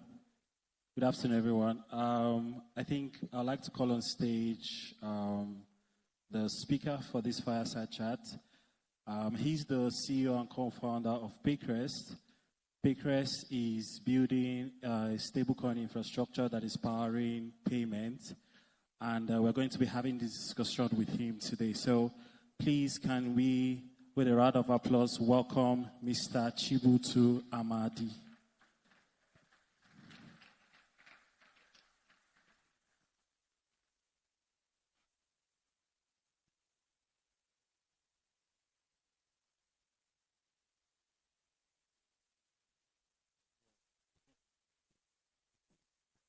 All right. Thank you so much for joining this session, this Fireside Chat. We're going to be talking about the next generation infrastructure that is powering emerging markets. But first of all, I'd like Mr. Chibi to introduce himself, tell us who he is, what he does, and so we get to know him more before we begin our conversation. Hello, Enugu Tech Fest. Nice to be here. I'm Chibutu Amadi online. My pen name is Chibi. I'm a software engineer at heart. I've been a software engineer for the longest. I'm a builder across Web 2, Web 3. These days, I'm building a lot around payment infrastructure powered by the blockchain. Yeah, that's much to me. I'm a father, a husband. What else do you want to know? That's basically who I am, yes. Okay, that's great. So I'll just go and introduce myself. My name is Uche, and I'm currently the head of Africa for Hashed Emergent. So Hashed Emergent is basically a VC fund. We invest in emerging founders from emerging markets. And so far, we've had about 30 plus investments in the Web3 space across the globe. And we've been able to invest in high growth founders, key founders specifically in the blockchain and Web3 space.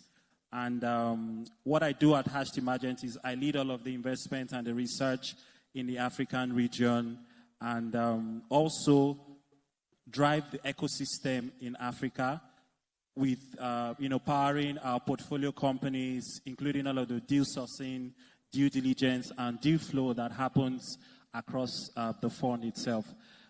So thank you once more for joining this session. I think at the end of this session, we have some form of giveaway, right?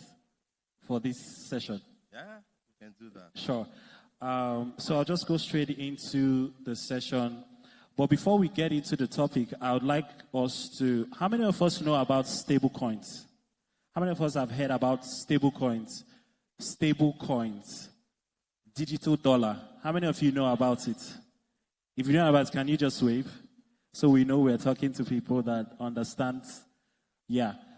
So we're going to be talking about the infrastructure that helps to drive adoption for stablecoins, right?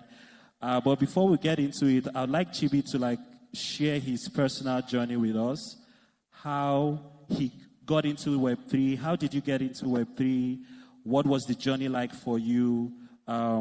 Just share a bit of your journey from someone that didn't know about Web3 to like getting into the space and before even founding Paycrest. Okay. I started as a builder, like software engineer, basically. Freelancing for a while. Used to work across different projects in marketing, e-commerce, just basically building anything that my clients would bring my way, right? And as a freelance developer. Before that, I was programming as a hobby. I had a bulk SMS business I launched in 2014 that allowed people to send political messages, religious messages, and then post that, just freelance for a lot of projects. And while doing that, I got a client that said, oh, I wanted to build a cryptocurrency wallet platform and an ICO platform. And I was like, okay, I hadn't heard about that before. Then I said I could do it, right? I said I could do it. And then I started reading about the blockchain, reading about cryptocurrencies, and found that this was quite revolutionary. Because for the first time I saw that I used to write code that could do a lot of things. But then now I'm going to be writing code that will determine how money moves. You get what I mean? And it makes you feel powerful in that sense. You get what I mean? Like, you're like, oh, wait, I can really write code that decides, that programs money. Yeah, and that was it for me. I started researching more and learned about the ethos of the system, just basically what it was doing. And since then, this was 2017, 2018. And since then, I've been head in. Then in 2020, I got opportunity to work with. Before that, I've worked with like maybe Asian companies as a remote worker. I believe some of you are already there. Then I got an opportunity to work with one of the leading blockchain companies in the world. That's Consensus, as an early engineer in 2020. And that really made me work for like 2 to 3 years with Gitcoin as a blockchain engineer. And I think that was the foundation I needed and stuck me to that field. Yeah. Awesome. I think, so before you got, or after you got into the space and you worked with Consensus, you worked with Gitcoin and the rest, at what point did you decide to go all in on Paycrest? At what point did you say that you want to quit your job to go all in on Paycrest? What influenced that decision? What was like the conviction that you had to like go all in into Paycrest and even quit your high-paying job? Because I know as at 2020, right, yes, you were being paid over, what, $10,000 per month? Roughly over, yeah. You were being paid over $10,000 per month. So why did you quit that high-paying job to focus on building Paycrest? What influenced that decision? I think I've always wanted to build, I'm an entrepreneur at heart. I've always wanted to be like build businesses or solve problems, right? But then I did that over the years, down to what I told you, 2017, freelancing. But then you know the way freelancing goes, right? You cannot necessarily, you don't have a stable income or like you get what I mean? There is no predictability. And I started having imposter syndrome. Maybe am I a local champion? Or what I'm doing, is it really relevant on the global scale? And so I decided to say, okay, let me get a job that would actually make me compete at that level, right? So for me, it was an escape from what comes naturally to me, which is building companies or building businesses, right? And so while working with Consensus, I was there to learn. I was there to be exposed, to see what is actually working. And if you've been noticing, let me just give you a little backdrop. I went to the bank once. I didn't need to do this, but I just wanted to learn something. So I asked the banker, I want to send money to Ghana. That's what I asked him. I want to send money to Ghana. I didn't need to do that, but I just wanted to ask to find out how money would move. And I said, how do I send money to Ghana? And he said, what do I have? I said, I have Naira. I want to send money to Ghana. And he said, okay, maybe Western Union. I said, no, that will take me days. He said, MoneyGram. I said, that will take me a long time. So how do I do that? And he waited for a while and then said, okay, I need to buy dollars, physical dollars, travel to Ghana, change the and dollars, sell the dollars for CDs. Yeah. That was crazy. And I was like, okay, this is a big problem, right? But then with stablecoins, which he asked, a lot of people didn't know what stablecoins were. Stablecoins are just digital currency. I would say digital dollars first, because the popular stablecoins we know are dollar-based stablecoins. So you have USDC, USDT, those are stablecoins. So they're digital dollars. So if I wanted to look for an aboki to change 100,000 naira to dollars, I may be cheated. I may not get the best rates. I may not meet the right people.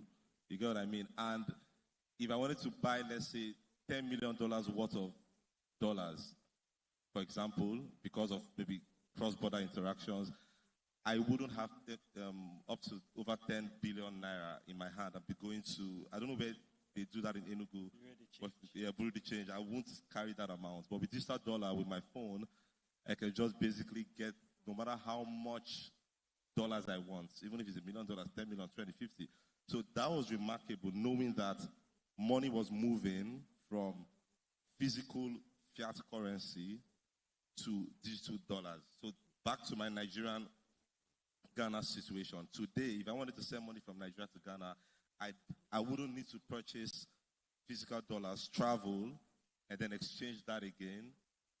I would rather just get, if I wanted to get digital dollars, and that converts with the speed of light in seconds, that money gets to Ghana. What that opens up is a lot of remittance opportunities, sending money to your loved ones, facilitating business. That was the thing that made me see, okay, this is a big opportunity. You get, so whoever is going to solve any company that is thinking about solving how money moves will be unlocking a lot of new use cases. And I think that was enough motivation. And when we started thinking about the idea of Paycrest, which we'll talk in a bit, it was a no-brainer, right? We had to lock this in. And I said, okay, let's solve this challenge, this coordination issue.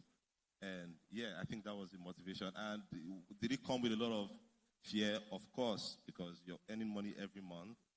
It's predictable. Yeah. And then you have to hope your startup works. You get what I mean? Yeah, I think that brings me to the next question, because having to leave a safe haven to jumping into the deep without any anything to confirm that this thing is going to work, right? How was it in the early days of I know we're still early, I know you're still early, but in the earlier days of building Paycrest, what was it like for you? Did you at some point think that, okay, I need to go back to start earning my $10,000 or over $10,000? I mean, if anybody is earning $10,000, would you leave that job and go and start building your products? I want to say hand. If you're earning $10,000 right now, would you go all in and start building your business and quit your job? Is there anybody that would do that?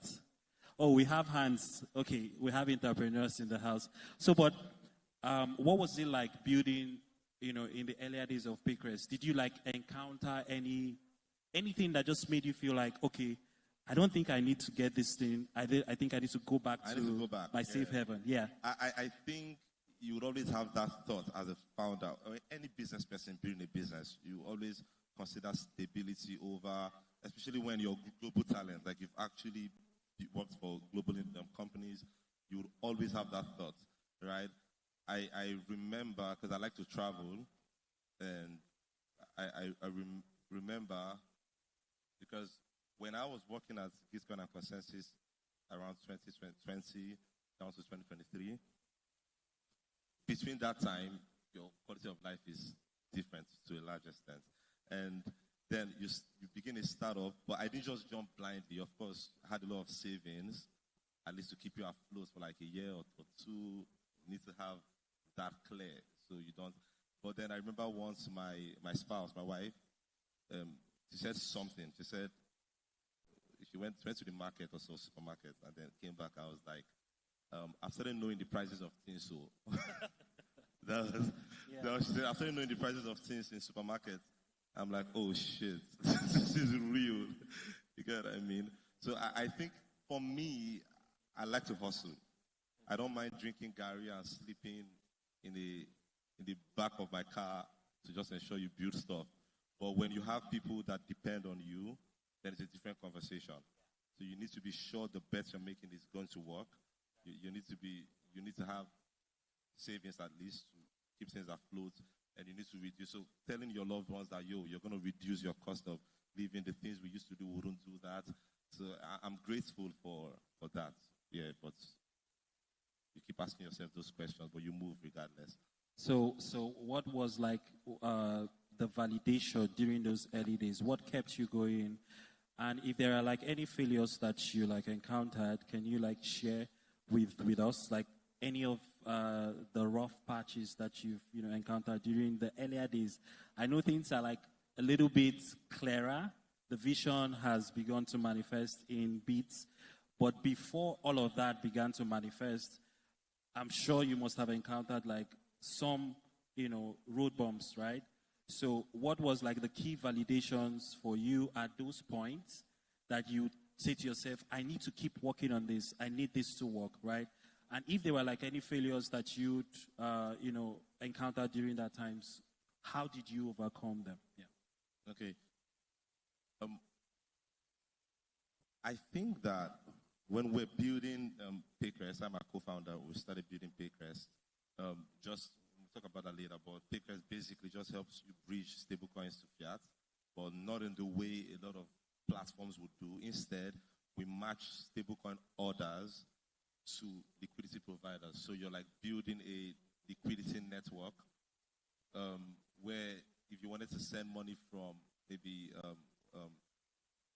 United States to Nigeria, you match that order with a local liquidity provider that has that, and they pay out the local currency and get settled in seconds. So those things can be done manually and take 1 day, 2 days, but you're doing that and programming that liquidity flow in seconds, right?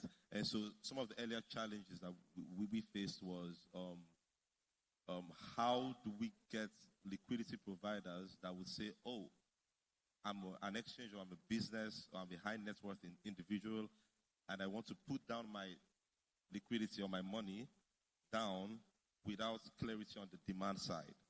And how would you convince a neobank or a remittance app, any application needing to handle treasury, that come to us because we have a liquidity network with depth?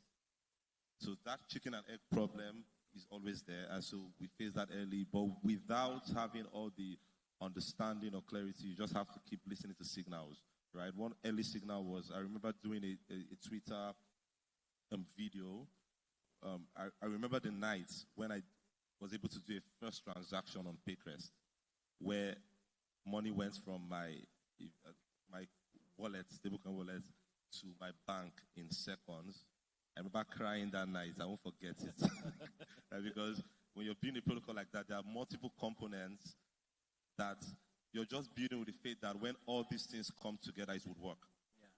You get what I mean? Yeah. So it's like building a car, and you're building your tire, you're building your steering, you're building the engine. You haven't seen the car yet. And it takes you months to build those components. And then when everything comes together, the car starts. So for me, it took months. And when that car started and money went from stable to fiat with that distributed liquidity, that was emotional for me. And I did a tweet about it 2 years ago, Zap from MetaMask to fiat, and in 22 seconds, that moved. And we got a lot of, it went viral. They've never seen, they've seen from maybe your Web2 regular wallet, but people hadn't seen like from I'm trying not to be technical, but from a non-custodial wallet, like MetaMask to bank in seconds, that was amazing. And we got a lot of people reaching out, yo, this thing you're doing is amazing, and that was enough signal that was, okay, yeah, that gave that confidence to keep going. So at every time, as though God just places reminders that what you're doing could work.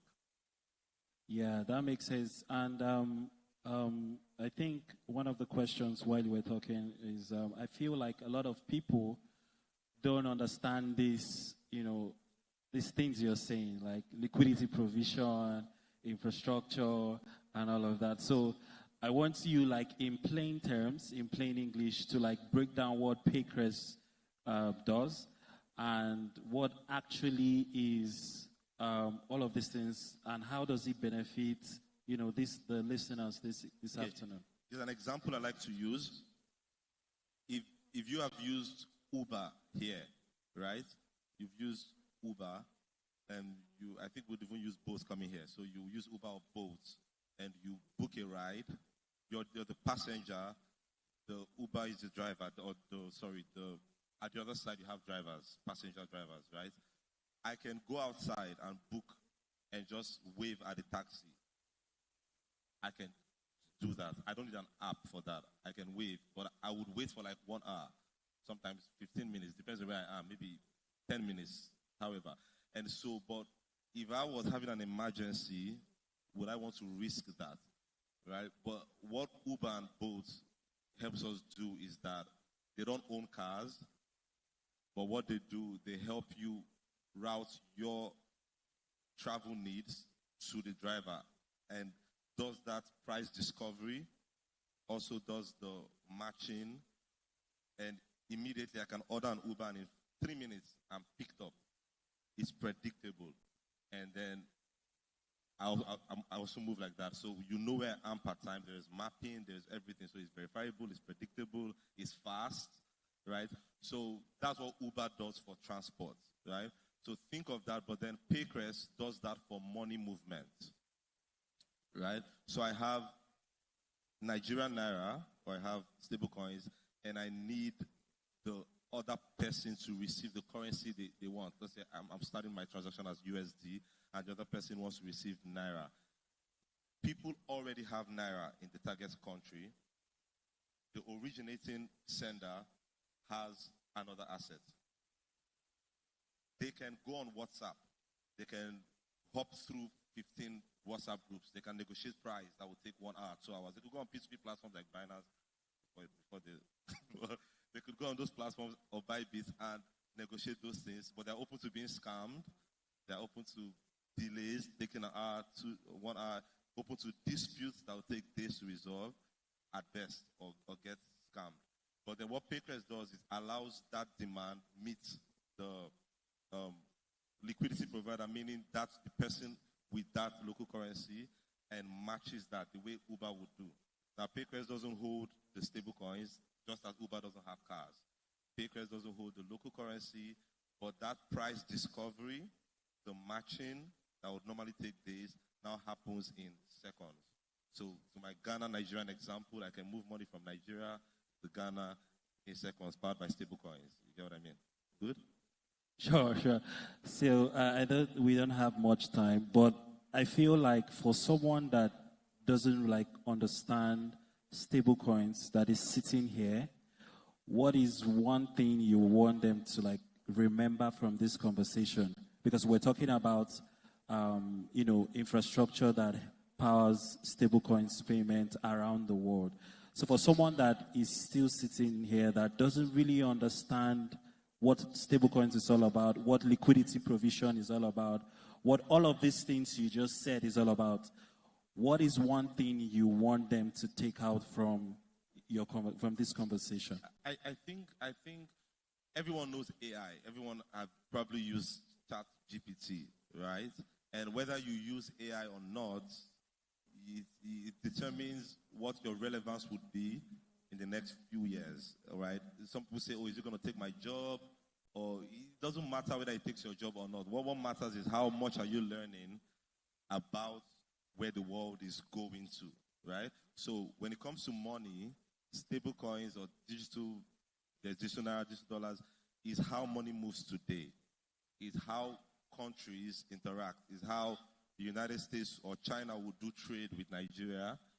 You know what I mean? So what you can do, or one thing you should take home, is how I need to start learning about stable coins. I need to start learning about how money is moving today and how money will move in the future, right? Because right now you're moving money across countries, you take like 10% in fees, but now folks are doing that with less than 0.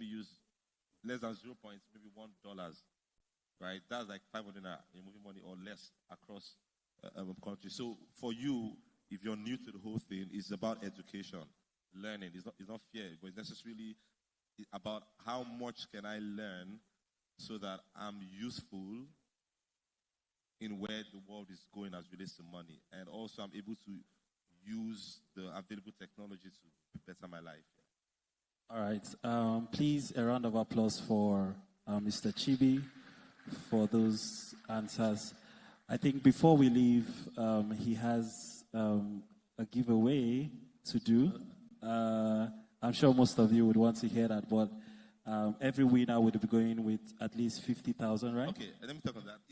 Go ahead. I wouldn't really like to say it as a giveaway, but I would like to say, sure. Some persons don't really know, they've never owned stable coins, right? They've never owned anything that has to do with cryptocurrencies. But it's going to be for those that haven't owned any stable coins. Yeah. So if you know that you've interacted with stable coins, this is not for you, right? No, you can participate. But okay. I want to phrase it as, or frame it as, we want to give you your first stable coin, or we want to give you your first access to digital dollar so you can have a practical experience of what we are saying. So what that would be about, I think, with permission from my team, we can give up to $30 per person. Let's say maybe to 5 persons. 5 persons. $30 to 5 persons. Around 50K naira, right? Yeah. So $30 is around 50,000 naira. But wait. Yeah. Let me tell you what you do. Hold on. You won't have to quit your job though. But it's simple. There is an application built on Paycrest protocol. One of the applications built on Paycrest, noblocks.xyz. I don't know if it's on the screen. Noblocks.xyz. Noblocks.xyz. Noblocks.xyz. Is a simple application that helps you spend stablecoins day to day. And so what you would do is you create an account on noblocks.xyz, and then you look for my team members. They're wearing Paycrest on their shirt, right? Anyone, if you can find them, they're wearing Paycrest. The first 5 persons that would do that would get that $30. And then, of course, you can just create content of your experience and post on social media. Yes. All right. Did we get the instruction? 30 each. Yeah. Okay. I think you need to repeat the instruction. Let me repeat it. Very simple. Yeah. I'm hearing one. Just repeat the instruction again. Yeah. So we have $150 to give to 5 persons. So $30 each. That's around 50K or almost 50K each. And what you need to do to get that is to download, not really download, is to go to noblocks.xyz. It's a web app on your browser. Noblocks, noblocks.xyz. You sign up. What Noblocks does, it allows you to spend stablecoin as cash. So you sign up, and then you look for a team member of Paycrest. So we know you, Paycrest. They're wearing Paycrest, Paycrest, Paycrest shirt. Look around, they're physical. Look for Paycrest team members with the Paycrest shirt. Meet them and show them your account. The first 5 persons recorded will get $30 each. So just go to noblocks.xyz, noblocks.xyz.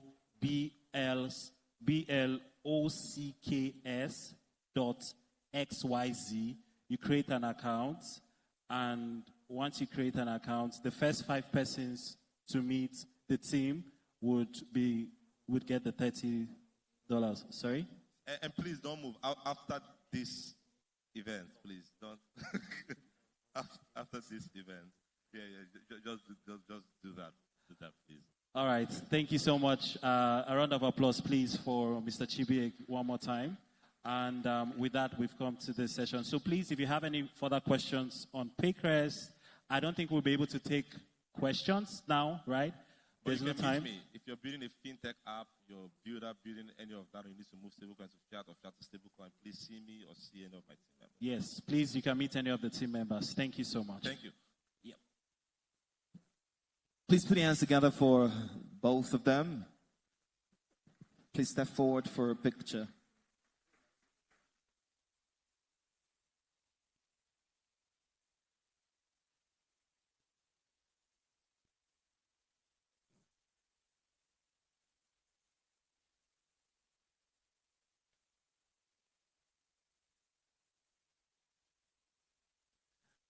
Okay, I'm sure you heard about the giveaways he mentioned, but we even have more, bigger ones, and it will happen now.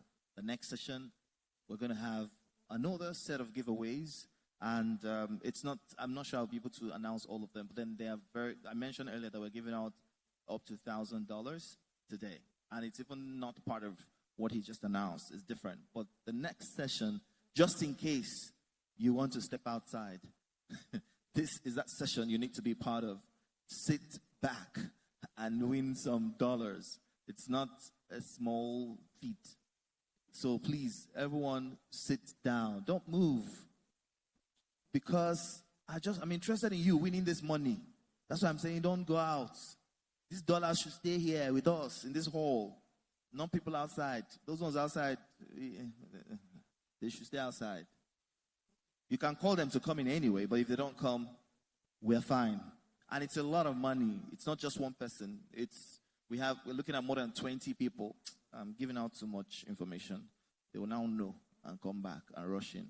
So please sit down. Let's do this.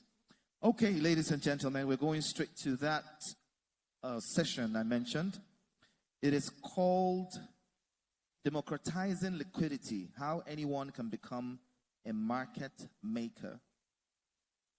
To moderate this session, she is a product manager, and she is a beautiful lady here with us to do this. Please, let's put our hands together for Ifeoma Joy Okorie as she steps up to take this session.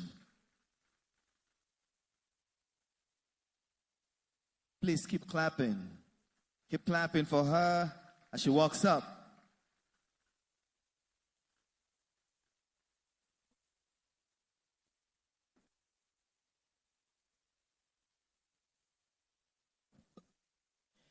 GM, everyone. GM, everyone. It's been an awesome day, and this session is just about going to be one of those sessions that will make you grateful that you attended ETF 2026 Web3 Day.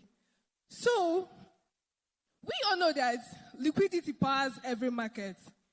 Yet, historically, only institutions, idolos, whales, and large players truly benefited from providing it. But today, we are unpacking how everyday people can access wealth building tools that once seemed too complicated or exclusive. And that brings us to the topic of today's chat. This is going to be a fireside chat, and we'll be talking about democratizing liquidity, how anyone can become a market maker. To help us break this down, I'm excited to have two amazing builders from Dexify, a platform that enables people to turn idle capitals into high-yield positions through liquidity provision. Now, ladies and gentlemen, please help me welcome on stage Igwe Gideon, founder Dexify. And following him on stage is Siphon, co-founder of Dexify. A round of applause, please.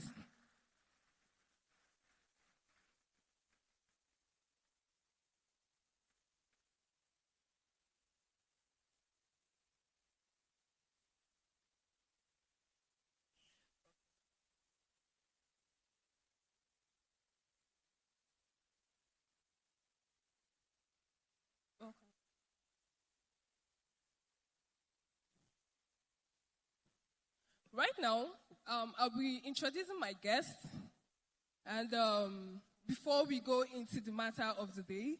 So Igwe Gideon is popularly known as Young Money, and is a Web3 infrastructure innovator building intelligent systems at the intersection of blockchain, artificial intelligence, and decentralized finance. He is the founder and CEO of Dexify, a platform advancing automated crypto infrastructure. Under his leadership, Dexify has developed a proprietary AI-powered liquidity provision system engineered to operate across multiple liquidity pools. In addition, he founded Young Money Tech, a technology company that strategically evolved from Web2 solutions into Web3. He also leads Young Money Tech Group, and his mission is to engineer intelligent financial infrastructures that bridge traditional digital systems with decentralized network. I know this is a long read, but this gives you just a sneak peek of who we have here on the charts today. And for his co-founder, Siphon is a Web3 developer, researcher, and community builder with a background in computer science and AI. He focuses on developing blockchain solutions that simplify how people interact with cryptocurrency, particularly in automated liquidity provision and decentralized finance. That means both of them are well suited for the topic we have today. Now, Mr. Gideon and Mr. Siphon, I would like my audience, I will afford my audience the opportunity to meet you firsthand. Please, is there any detail I left behind that you want to add to this?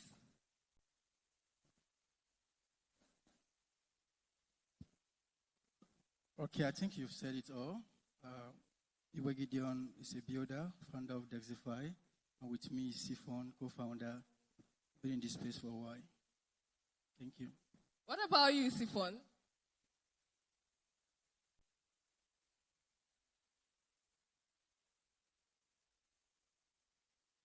I don't know. Okay. I don't think you left anything. I don't think you left anything out that I want to say. So I think we're good to start. Okay, that's fine.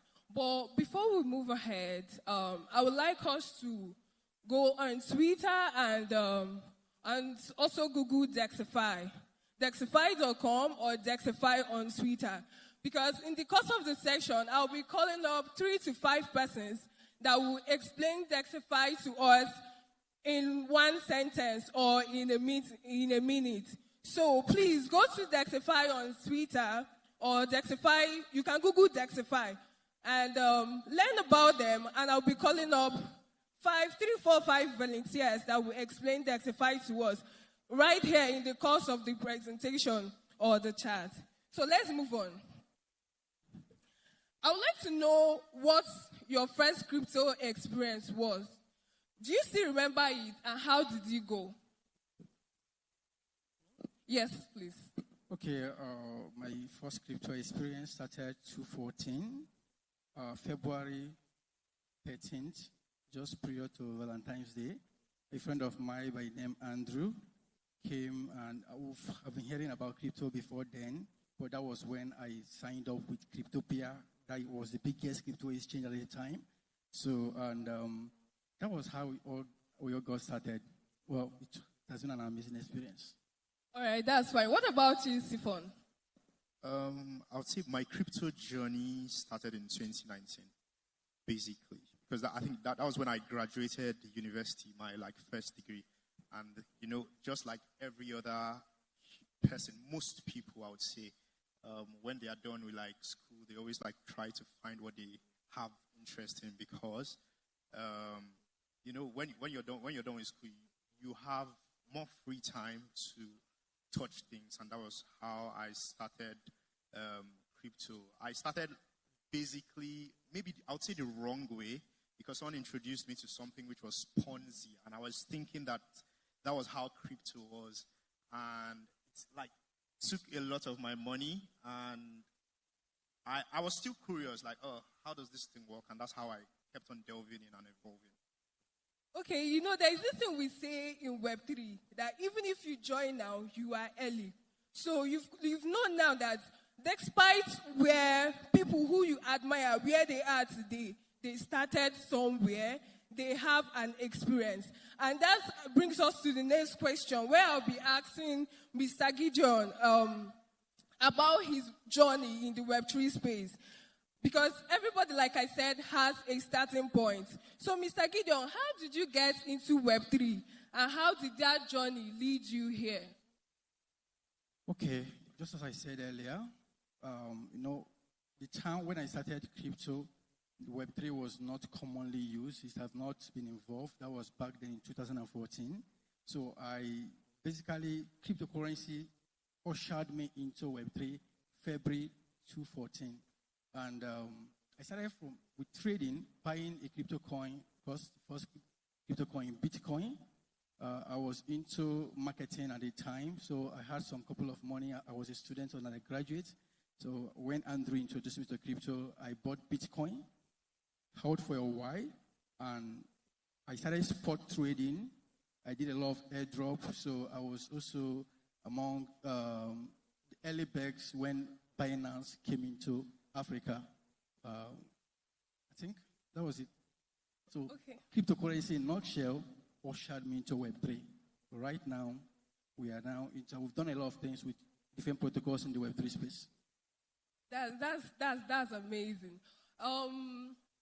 When Sifon was climbing the stage, something was on my mind, and I really like to get that off my mind. And looking at him, he looked like he lived and breathed Web3. Like he barely touches grass. Like he doesn't go out. He's just him and Web3 all day. So Sifon, I would like to know, what's one genuinely fun thing you enjoy doing outside Web3? To be honest, I would say I'm fun in my own way, and I kind of come from like a musical background. Like I realized I was musically gifted, so I would say I listen to music and sing, and then I play chess. I don't really play video games, but then I play chess. Let me just say I play games, a few games. Yeah. That's what I do for recreation. Yeah. All right, that's fine, and that's really fun. I would like to remind us about the tags I mentioned earlier, about go to Dexify on Twitter or Google Dexify and read up about them, and I'll be calling volunteers on stage to just explain to me what they understand by Dexify or what they understand that Dexify does. And I would like to tell us also there will be rewards for people who will engage in this task. Mr. Gideon, let's move on with the question while our audience also gets to know about Dexify. So at what point did you decide liquidity was the problem worth solving? When did you realize that Dexify needed to exist? Okay, I would say last year, so early. I've been in less than 24 hours, and in 7 days, we've earned over $50,000 from fees. Not like from buying the coin, we just funded the coin with a little amount of money. Now, all this money came from fees alone, only fees, and we kind of look at it and said, that means we are here wasting our time, not merely wasting our time, grinding our head with monitoring charts, trading features, and that. Why don't us build something into liquidity that can help people provide liquidity? Because the money came in because we only provided liquidity in Web 4. It wasn't because we developed the coin or we created the coin. It could be anybody who provided liquidity for that coin. So that was what inspired me into building Dexify. Yeah. Yeah, you can go ahead and clap if you want to. You can go ahead and clap.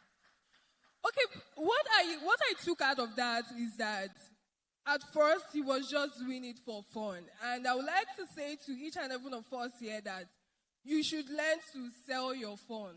Who knows? It might just be the next big thing. While he was talking, liquidity came into the picture. And I think we've been also mentioning liquidity from the beginning of this chat. And we'll be breaking down liquidity in simple terms. And for Mr. Sifon and Mr. Gideon, I would like to ask, for someone completely new, What exactly is liquidity provision? Okay. Liquidity provisions, the word liquidity means money. It means providing money. Now, this money you want to provide, you need to provide it the right place. You provide this money to coins. Now, in the cryptocurrency space, you cannot buy a coin except there is liquidity in that coin. That is the reason why when you want to buy some coins that we call shit coin, I believe most people here are into Web3, and you decide whether you bought a coin, but at the time you can no longer sell. You say the coin is rogged or it's rug pull. It simply means that people who created a coin has taken off the liquidity in that coin, and you can't sell again. So how you make money, liquidity actually gives you the privilege to make money by giving traders the opportunity for them to trade. You are literally powering traders to be able to buy and sell. And as they buy and sell, they pay fees, and you earn from these fees. Yeah, Mr. Sifon, how would you explain liquidity provision? Okay, I think I would start by, because liquidity provision is one word, and then there's liquidity inside of liquidity provision. So I think what I'm first going to do is explain what liquidity is, just to clear out all ambiguity, any big word. So whenever you think about liquidity, especially in crypto, or I would say anything finance, when you hear liquid, start thinking of money. So liquidity simply means money. And then if you put two and two together and you hear the word liquidity provision, think of providing money. Now, I think just like you said, a couple of us here, in one way or the other, I think I remember there was an era when people were tapping. And I know they got some money, maybe $10, something, like some money from it. And eventually they sold. So if you've ever swapped, from maybe Solana to USDT, anything, if you've done any swap in the crypto world or anything, the reason that was able to happen is because there is liquid present. And remember, I'm going to be interchanging money for liquid this time. So when you hear me say liquid, it means money. So liquidity provision simply means providing money. Now you might be asking, okay, why should I provide money? So I'm going to maybe just deviate a little bit and want you to think about an ATM machine. I don't remember last time I used an ATM machine, by the way, but then I remember back in school where sometimes I'll go my ATM card to the ATM machine and I'll slot my card in, and then it's temporarily unable to dispense fund, it's temporarily unable to give funds out. And what that simply means is that there's no money in there. So it simply means there can simply be a situation where you're trying to swap and it's not working, simply because there's no liquid to give you back. So liquidity provision simply means providing liquid so that traders are able to trade, and then you earn fees in return. So that's simply what liquidity provision is. All right, thank you so much for that explanation. And yeah, if you want to clap, please, you can go ahead and clap. Thank you. For my next question, I'm actually guilty of that. I'm on that table, but I'm going to break it anyways. And that is many people, that's including myself, put trading and liquidity provision side by side. But we want to know, what's the difference between trading and providing liquidity? Mr. Gideon. Okay, trading simply means buying and selling. You buy, you sell. Once you are buying and selling, you are a trader. So it depends on the type of trader you are. But liquidity provision is not buying and selling. You are providing funds so traders can be able to trade. Without a liquidity provider, there cannot be trading. In fact, as far as crypto is concerned, the first thing in crypto from history is provision of liquidity. Because just that people don't know about it, people believe that the only people that can provide liquidity is just a dev. Like if I ask an average person here, they will tell me that he can't provide liquidity. Only the developers of a coin can provide. It's not true. Anybody can provide a liquidity for a coin, regardless of whoever you are. So, explaining what you asked now, as I said earlier, trading is buying and selling. Liquidity provision is providing money so traders can be able to buy and sell. that thing they want to buy and sell, think about it like my smartphone. Okay, this is my phone. If I want to buy and sell phone, I need money. It's not the money traders are coming with to buy the phone now. Now, I will explain this here. I have iPhone here. I have Samsung here. Now, this is called a pair. Two of them is called a pair. If I drop both here, this is USDT and this is Solana. Just giving an example. So, if I want to provide liquidity for this pair called USDT Solana or USDT SO, I must have Solana and USDT. So what happens is this. If people want to come and buy a coin, traders want to come and buy USDT Solana, and they come to this place, this is a pool to buy, and there is no Solana or USDT here. They can't buy. So somebody needs to stock Solana and USDT in this pool before people can buy. So I come with USDT, and I want to drop it. I will be exchanging it to Solana. And if there is no Solana, I can buy. So liquidity provision powers traders to trade, and it's simply the best. Liquidity provision powers traders to trade.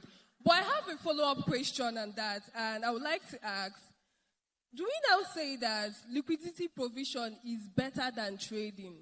You are asking? Of course, it's better than trading. I'm a 12 years experienced trader, so I can tell you, trading, regardless of how we hype trading, I am still a trader till tomorrow, till any day, anytime. I grind the chart, technical, fundamental, etc. Anyway, but I can tell you, trading is risky. It's time-consuming. Even I built a robot that can trade for people and all that. But the truth is this, even if you are using a robot to trade, you still need to understand the concept of trading. You need to monitor the market. You need to do a lot of things. But providing liquidity doesn't save you a lot of stress. And of course, that is why we built Dexify. Dexify literally helps you in doing this on a single click. Yeah. That's awesome. That's awesome. But right now, I would like to be rewarding the people that did the task I mentioned earlier. Right, that Dexify will be rewarding the people that did the task I mentioned earlier. So, quick one. I need just 5 persons on stage who will come up here. If you've checked out Dexify, if you've Googled Dexify, or checked them out on Twitter or any of the social media platforms, and you are able to come up here and tell us, yeah, one hand is there up already, to tell us like what you understand Dexify does, we have a reward for you. Just 5 persons. And apart from these 5 persons, we are giving out Please, also 50 hold on. persons. Nobody should go on because of stage. time Don't now. go on stage yet. Step down from the stage, please. Don't go on stage. Okay. Just stay so, down. You can start outside the stage for the reward. So we are giving out a lot of funds for startup who want to start any Web3 project.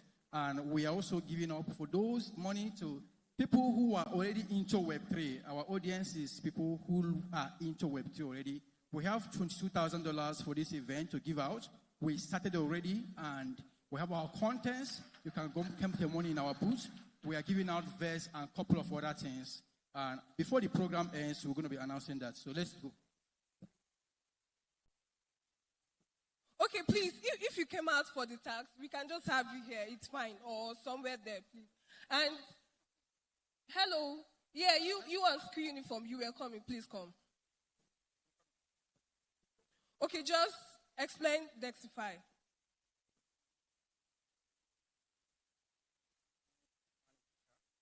Can we give this money to another?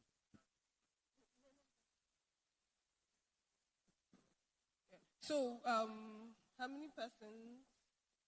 If you don't get it, there is no reward for you. Like, that's it.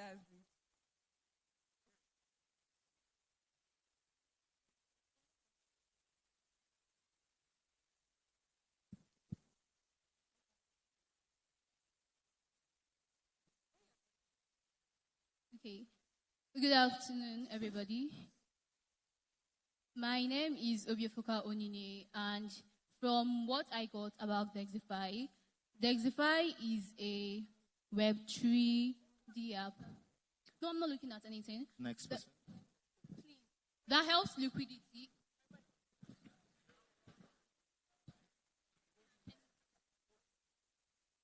Good afternoon, everyone. My name is Igwe Chinonso. I am a UI UX designer. So, from what I got about the Dexify brand, Dexify is an AI-powered, decentralized financial ecosystem that helps users to contribute assets to a pool, and then they earn rewards or fees from. Come up the stage. Come up the stage. To make this. Come. To manage this well, I'm going to divide the crowd into, please, we have to go back, so I take people here. Good afternoon, everyone. My name is Barrister Mrs. Osla Okore. I understand that Dexify is a decentralized exchange. It's a Web3, and I know that is one of the apps that you can use when you want to trade. Not really trading, but you contribute to a liquidity pool whereby when fees are paid, you earn some profits in the fees. Mommy, come on stage. Good day. Good afternoon, everyone. I am Ogbonna Walter Gold, and based on what I searched, Dexify is basically an AI-powered on-chain blockchain app that stores assets, your cryptocurrency, and so on.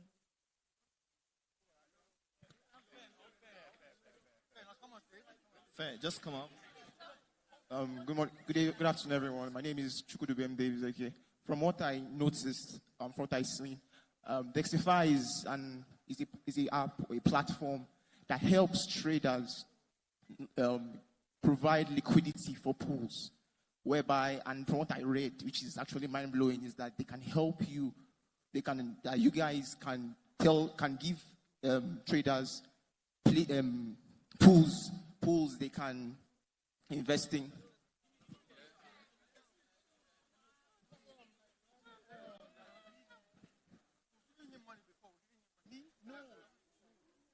Okay, so Dexify is an AI app that helps. I have not.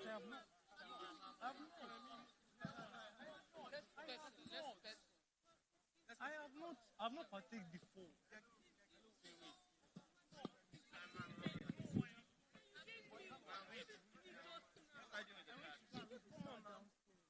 Okay, in my own understanding, Dexify is the world's first fully AI robot designed to handle liquidity provision.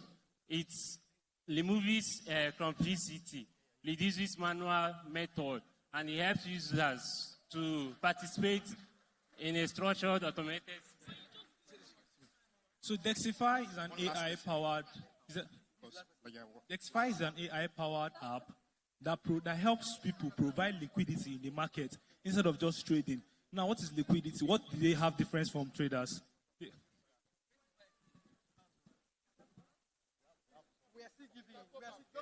So the rest can go back to their seats. So this is it. Hold on, listen, please. After this moment, they're still going to give out 20. Stay till the end. They're still going to give out 20 more people. 20. So relax. Don't be in a hurry to leave. Okay? You can take the front seat so that you don't lose out. Okay, and Dexify will be giving opportunity to anyone hearing impaired. Your translator will be here. If you can do the task, please come up stage and answer the question.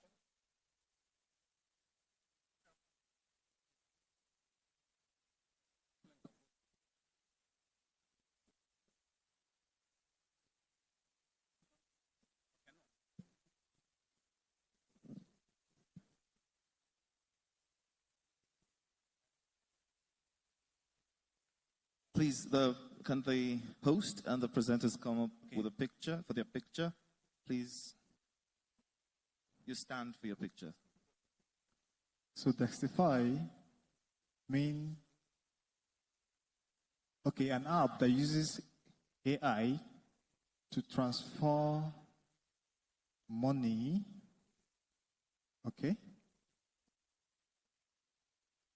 Okay, when you open the app, you can use it to send money to people, different accounts. Okay. Okay, you can use it to send money to different accounts and different people. Okay.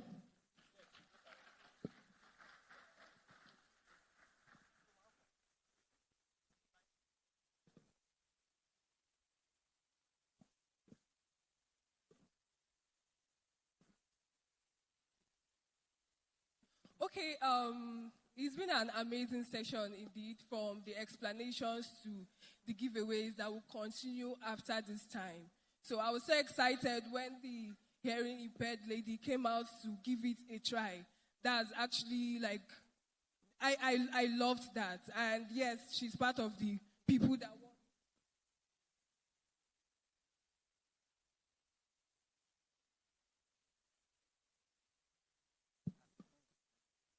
Okay, so from all the explanation and what you've looked up about Dexify, I believe you now have like a clear overview of what they do and how you can use Dexify.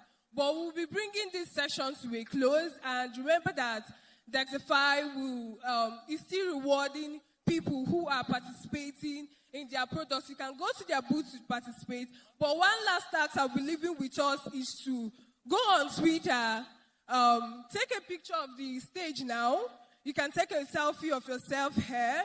Post it on Twitter, tag Dexify, and with the hashtag Enugu Tech First. And at the end of the session or another session, we'll be rewarding the first 20 persons to do, the first 30 persons to do these tasks. So this session, we talked about democratizing liquidity, how anyone can become a market maker. And I'm excited that I had Mr. Gideon, Igwe, and Siphon with me here on stage. But we have to bring this to a close. Thank you so much for being on my Fireside chat today. My name still remains Okori from Majoy. Thank you so much, everyone. Please put your hands together for them. All right, just before we go, we just have one thing to do. It's actually a surprise. So we got iPhone 13 for just one lucky person. And we can't give you the lucky person. I just want to surprise our interviewer that will have iPhone 13 for her.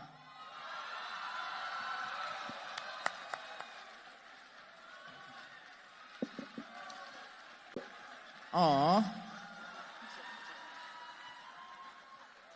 Aww.